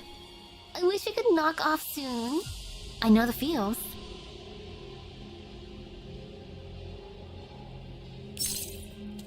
You gotta do one so Sleeper can give Phaetusa her space.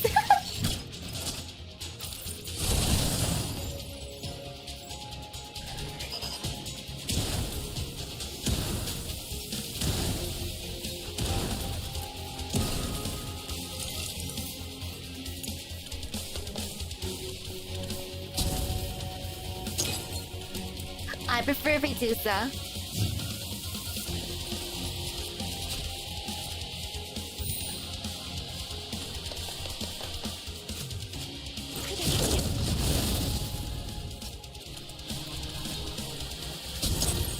Like, if I had to do it, Kuro-chan, I'd bite her. She's probably like, what the hell? What is wrong with you, Commander Misaki? That's just the urge. The urge to bite.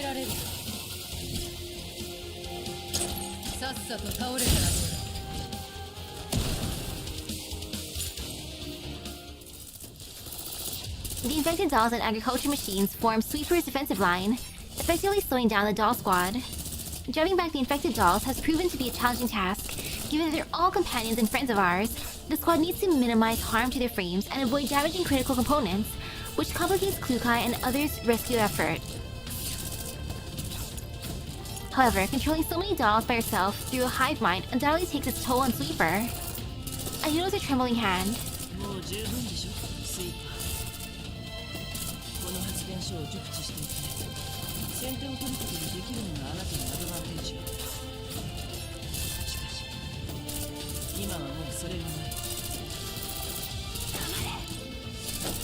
Sweeper yanks on the rope in a fit of rage and drags me to her side as a human shield. Even in the middle of combat, Klukai has kept an eye on my situation and immediately notices Sweeper's intent to retreat. Sweeper's eyes flash once again as more defense automatons flooded into the room. Meanwhile, she drags me toward the exit.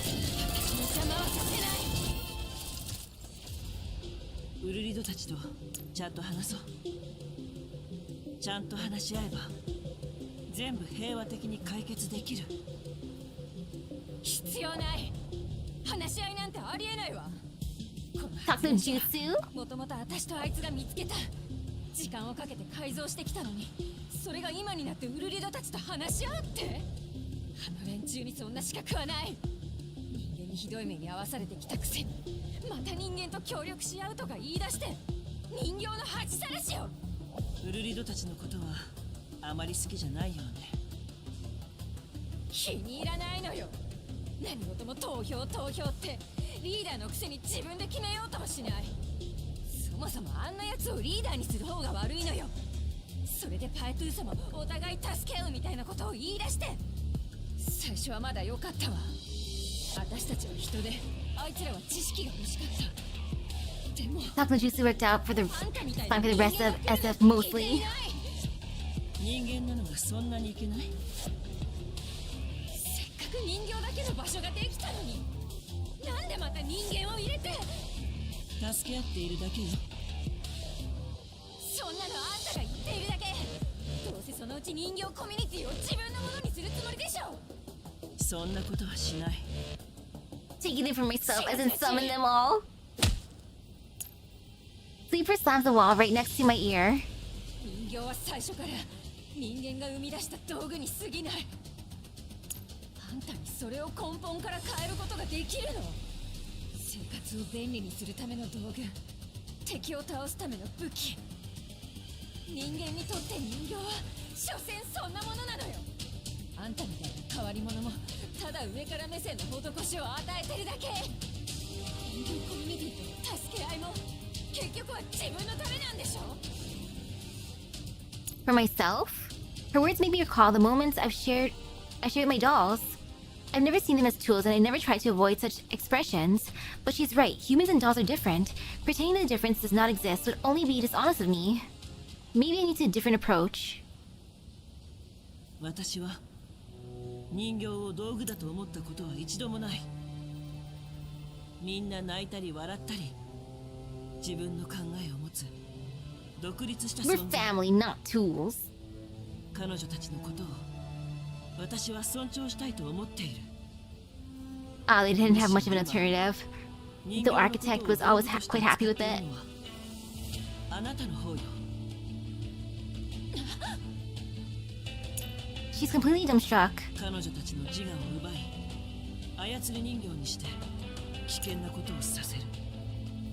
それじゃあ、あなたの憎んでいる人間たちと何も変わらない。私がそんなわけ。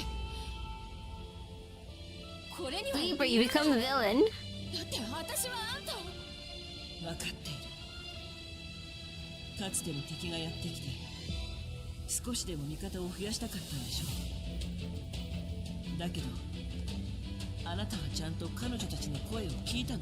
Her dreamer SKK went all Godfather and gave her an offer she couldn't refuse. あなたはやりたくもないよう That reminds me, I still gotta watch The 命 Godfather. 令でやらされたことはなかったの。私は Sleeper hesitates, as if searching through her memory. I knew there must have been, and that is the opening I need. 鉄血はあなたにとって理想的な居場所だったの。別の何が悪いっていうの。結論の実効率的で全員人形で人間のように感情的になれない。ファエトゥーサの日誌を読んだ時、ある日付以降日誌の内容が急に多くなってきた。少しくどいぐらいにね。でもあなたはそれを全部確認してちゃんとコメントを残したのでしょう。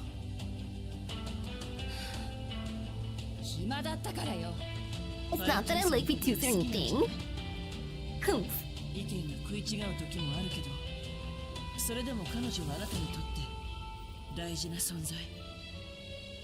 鉄血を復興させられたとしてもあなたたちの関係は変わるでしょう。鉄血はそういう組織だった。個性なんかない。服従と効率が全てにおいて優先する。 Udalico would have been amazing for あ them, なたが彼女のことを but that's not what was allowed to happen. 戻りたいと思っているの。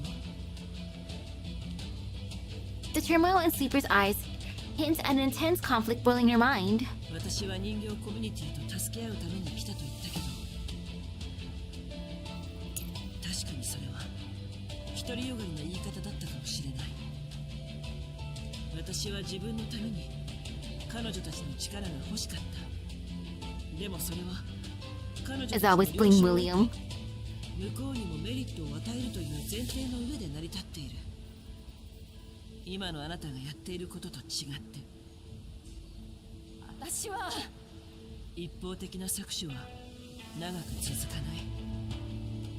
進み続けるために私たちは手を取り合うことを選んだ。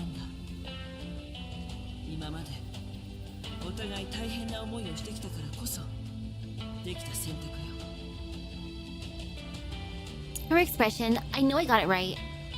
The difference between Kuro-chan's and Phaetusa's views on what the ideal haven should be was a recurring topic in the logs. Combining that with Sweeper's dissatisfaction with Ulrid, it became clear what she intends to do to turn the doll community into the foundation for Sangvis Fairy's revival. Wait, I remember the logs also said Phaetusa. ファイトゥーサ。 Sweeper startled by my sudden exclamation. なんであいつの名前を呼ぶの。頭おかしいの。ファイトゥーサ。 I'm certain it was in the logs. もうずっと長い間人間の声を聞いていない。本物の人間の声は人形の機械で作られた声とは全然違う。もしそれが聞ければきっともっと元気が出る。 Regardless of the outcome, it's worth giving a try. 黙れ。あいつはサーバーに閉じ込めておいたからいくら呼んでも。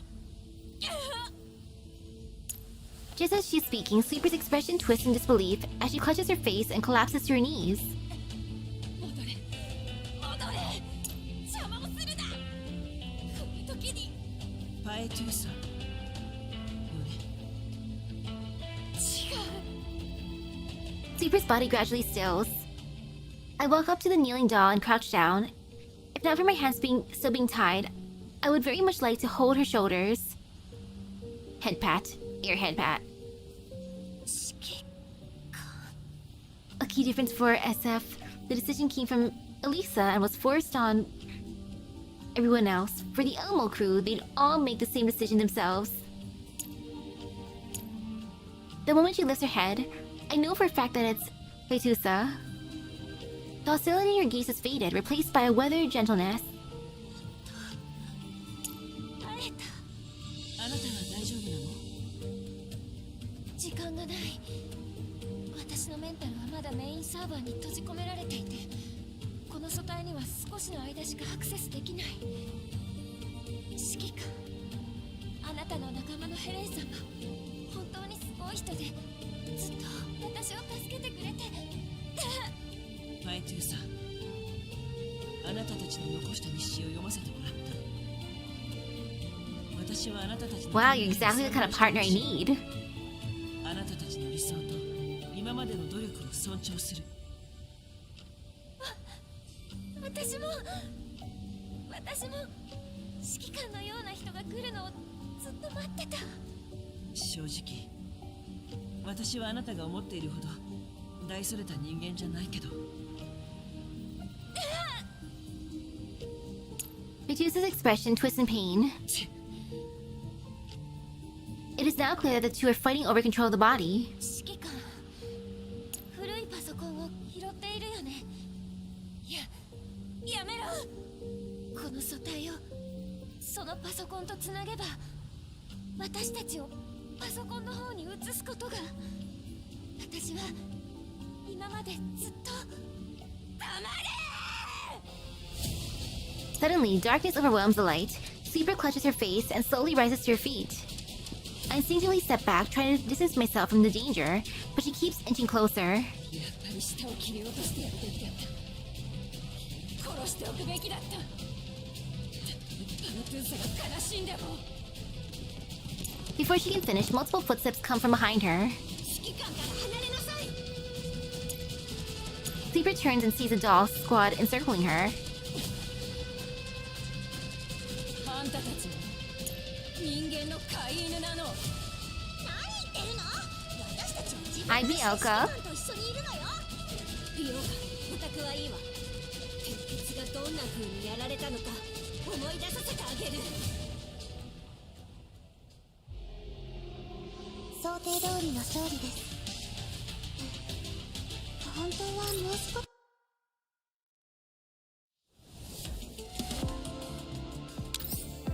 Gentle finale. Give the aloof a little more time and a little more kindness. Cute.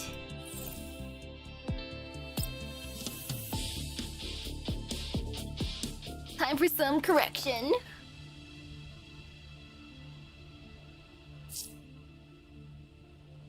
Stop struggling. Stop resisting. Just let me handle it. Stop getting in the way.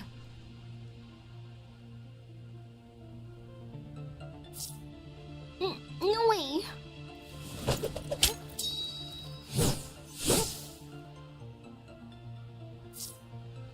I can't just sit back and watch you do the wrong thing.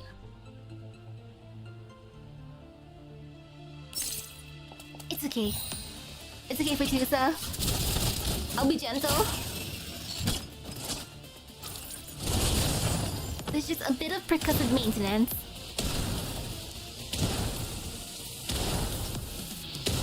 Being gentle.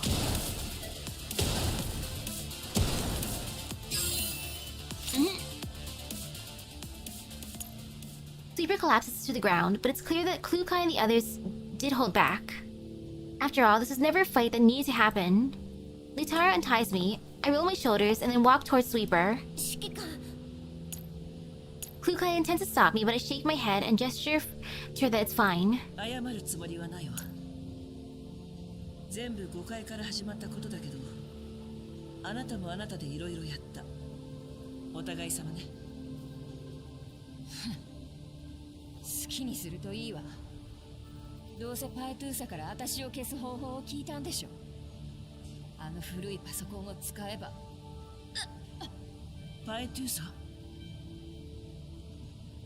The shift in expression makes it easy to tell which one of the two is in control of the body at the moment. あの古いパソコンは私の最初の素体だから。この数年間私は自分を何回も改造してきたけど、この機能だけは変えていない。あのパソコンとつながれば私たちは強制的にその中に戻るようになっているの。他の感染した人形たちはヘレンさんに任せれば大丈夫だと思う。まだ感染してそんなに時間が経ってないからちゃんと元に戻るはず。そういうの私がいなくなってからにしてくれない？どうせ私なんかじゃエリザ様のようにはいかないし、人形をいくら操ったところで鉄血を復興させるなんてできないし。クロちゃん、ちゃんと聞いて。私たちがあのパソコンの中に戻った後、ここの権限はヘレンさんに任せるつもりなの。あの時ヘレンさんがサーバーの中に閉じ込められたのはわざとだった。簡単に逃げ出せたのにわざと残って事件を解決する方法を探していた。そんな彼女たちだったらきっとこの発電所と遺伝子データベースを維持してくれると思う。あなたのようにできるとは思いません。それに She's like, thank you for the job offer, but no. と決めています。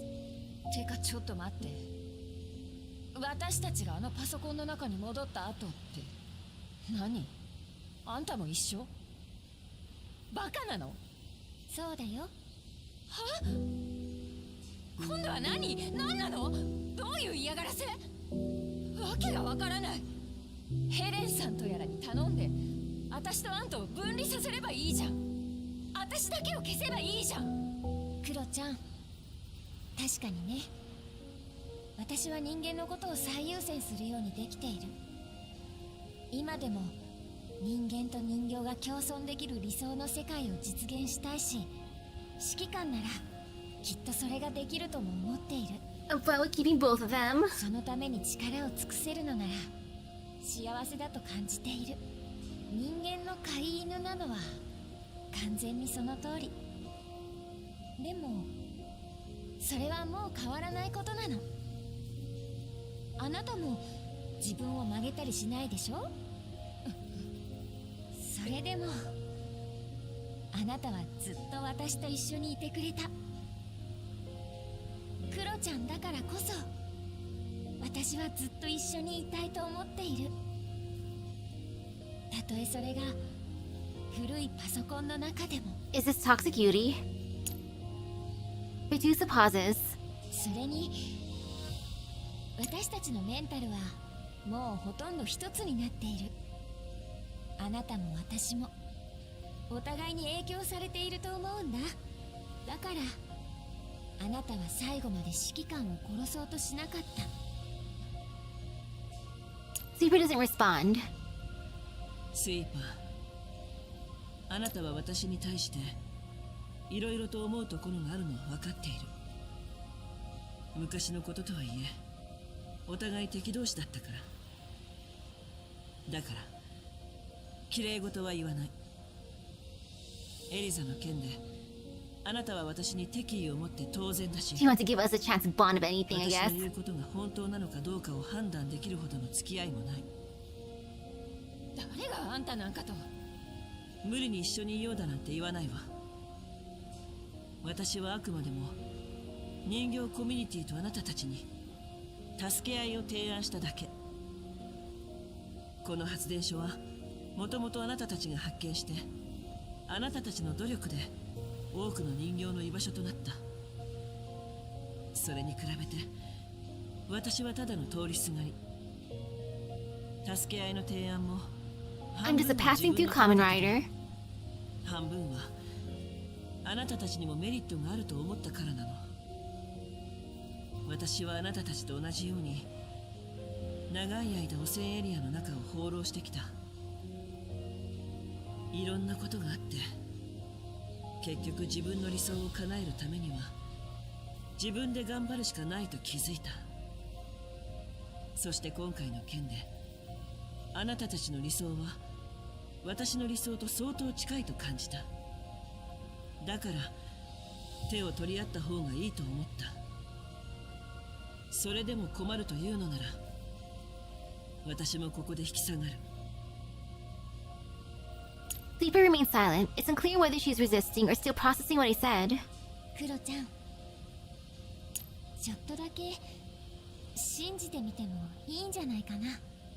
指揮官のことじゃなくて私のことを、この選択がどんな未来を迎えるのか一緒に見届けよう。それともクロちゃんはやっぱりみんなの意志をねじ曲げてでも自分の理想を叶えたいの？そういうの少し時代遅れだと思うよ。少し一人にして。 Phaetusa freezes for a moment, then turns to me. クロちゃん行っちゃった。どこに？メインサーバー。機嫌が悪い時はそうやってサーバーの中に引きこもるの。 Phaetusa chuckles as if recalling something amusing. 考えてることはわかるけどね。メンタルがほぼ一つになってるから。でもそっとしてあげるのも大事かなって。指揮官、もう少し私たちに時間をちょうだい。クロちゃんは頭いいからちゃんと理解してくれると思う。スイーパーは Helen speaks up from the side. 鉄血の中でも少し特殊な人形です。先ほどパイトゥーサさんに資料を見せてもらいました。彼女は試作人形で鉄血内での権限はそんなに高くありませんが独立思考を許されています。試作型ゆえ戦場に出たこともありませんし人を殺めたこともありません。彼女はもともと鉄血とは相入れない存在なのかもしれませんね。それを彼女自身がいつの間にか忘れていた。クロちゃんはいい子だよ。 She's built different. 人間が嫌いって言ってるけど悪いことは何もしていない。それは確かにいい子ですね。 Just a huge tsundere. Helen winks at me. 実はさっき感染した人形たちを元に戻すために全員をセカンダリレベルに接続させたんです。そしたら指揮官の話があまりにも素晴らしかったのでつい音声をセカンダリレベルにつなげてしまいました。どのあたりから？理想の Wow. 話のあたりから。でもこれで今まで指揮官を避けていた人形たちも少しは指揮官を受け入れてくれるんじゃないでしょう She か。 did this on purpose. I glance at Helen's mischievous smile and shrug helplessly. それでうまくいくといいけど。 Like you broadcasted my speech. How embarrassing. 想定通りの勝利です。 That was supposed to be between me 本当 and はもう少 Sweeper. し完璧に終わらせられたはずなんですけど。 Portrait, ideal realm. My ideal future will definitely have you in it. That's cute. And now to finish it. Cool, actually got to the end. Awaiting departure. Sometimes you can delay your departure a little. Only a little because I'm continuing it. A week has passed since the incident at the thermal plant. With Helen's help, the doll community's firewall has been strengthened considerably. The almost radiation shielding system has finally been repaired as well after Mailing's countless all-nighters, so I've moved back in. Thank you, Mailing. Having worked late into the night these past few days, I realized a lot of things are just easier to handle in the comfort of my own little office. 指揮官、ココアを入れましょうか。 Yes, please, I want hot あ cocoa. りがとう。頼むわ。 Rosa stands behind me and prepares the cocoa. She looks calm, but the frequent clinking of the tableware gives away her unease. ヘレンから聞いているわ。指揮官はこのまま人形コミュニティにいるつもりなの？ Yes? 仕方ない話だけど、今は少しでも仲間が欲しい。人形コミュニティに仲間になってくれるのなら、それに越したことはないわ。だけどやっぱりスイーパーの存在が不安要素よ。指揮官の安全を考えたらそのリスクは取らない方が。大丈夫。悪い子じゃない。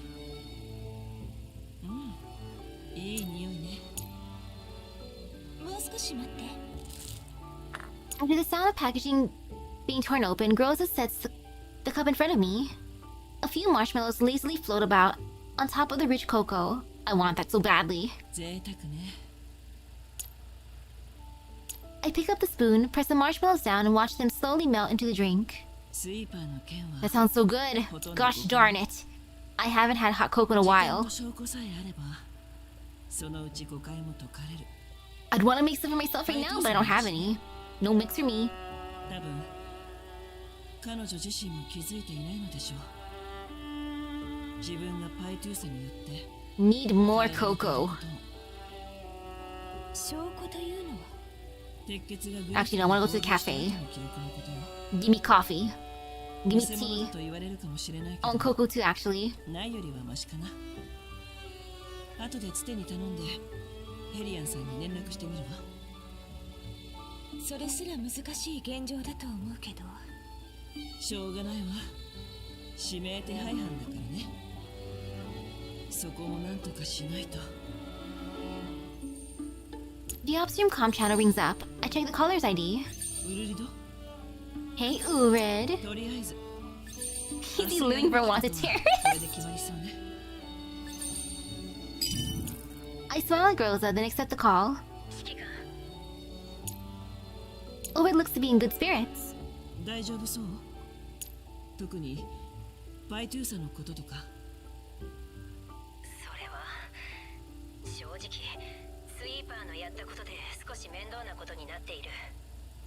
さすがに反感を抱いている人形の方が多い。結局対立は激化したということか。スイーパーがまた同じことをしないという保証がないからな。私もリーダーとして事態を抑えられなかった。 As she goes on, Urid starts to look a little dejected. That's when I notice she has a small rubber pig in her hand. Cute. Maybe the pressure's getting to her. だがヘレンのおかげであの時指揮官とスイーパーの会話はみんなにもちゃんと届いた。ほとんどの人形はスイーパーの能力を恐れているが、今後のためにパエトゥーサとスイーパーは必要と思っている人形も多い。パエトゥーサもずっと自分たち2人だけでは限界があると思っていたからな。当面の解決策としては彼女たちのいるサーバールームと他の場所を隔離することになっている。ヘレンにもファイアウォールのアップデートに協力してもらっている。あとは時間に任せるしかない。そういうものよ。気長に待ちましょう。あ、それからいい知らせだが、大多数の人形が Yay! 指揮官を歓迎したいと思うようになった。みんな指揮官の理想に共感できたみたいだ。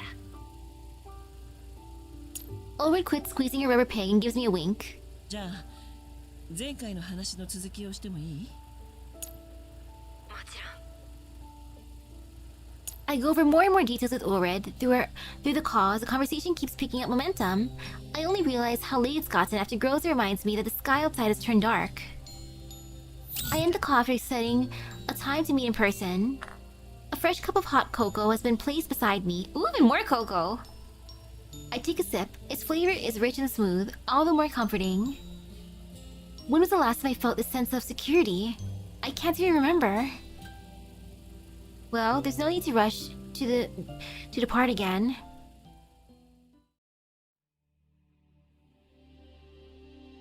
Oh?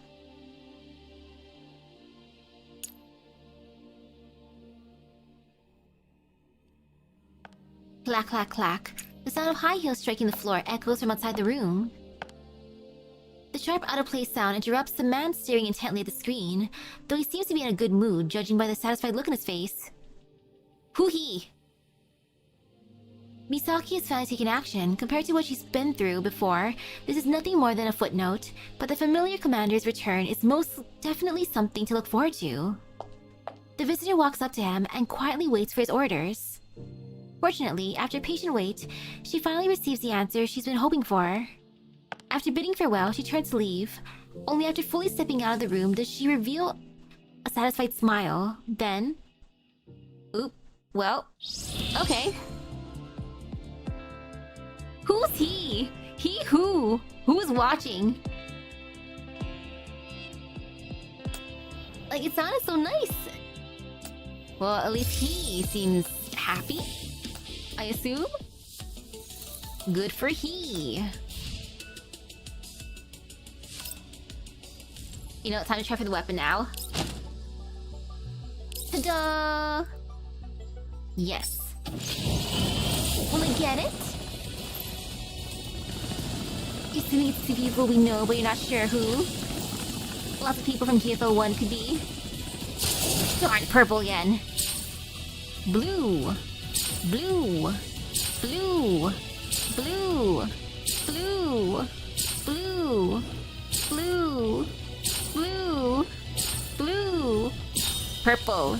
Doritos. Mmm. 20 left. Can I get it? Please? Pretty please?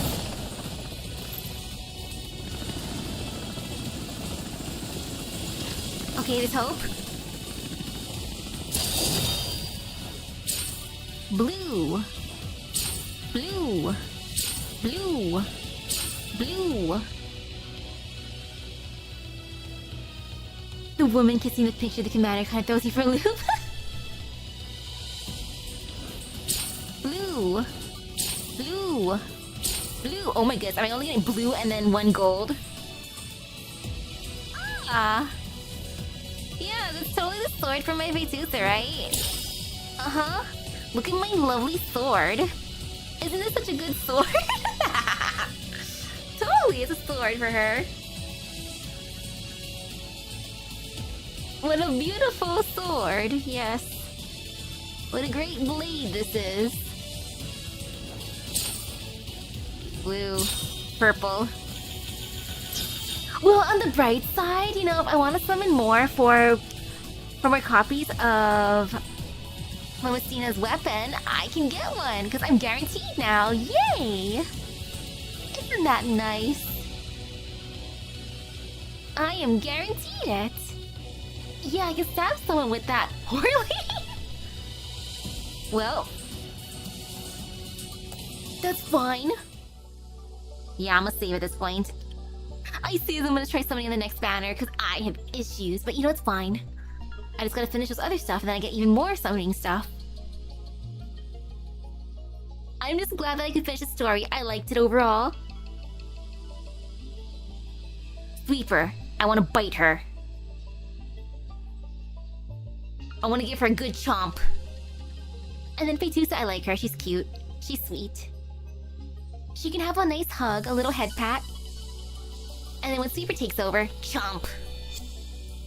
Just chomp, chomp, chomp. But yeah, I'm excited to see what happens next. The next event seems like it's gonna be unhinged, and I'm excited for that. Give me the crazy doll. She sounds fun.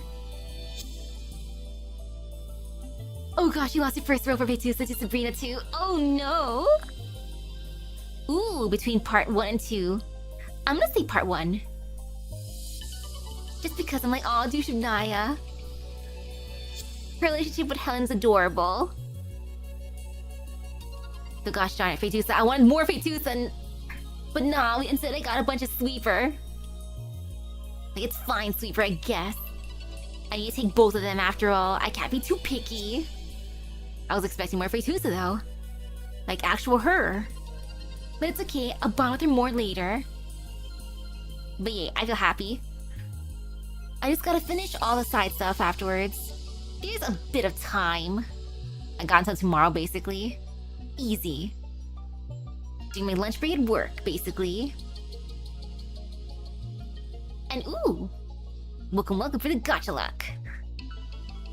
After this, I'm gonna drink some smoothie. I need more calories in my tummy. And then even more Kamen Rider. So I'll hop off for now, gonna have my smoothie. Assuming no one drank it. If someone drank it, then I'm gonna be sad.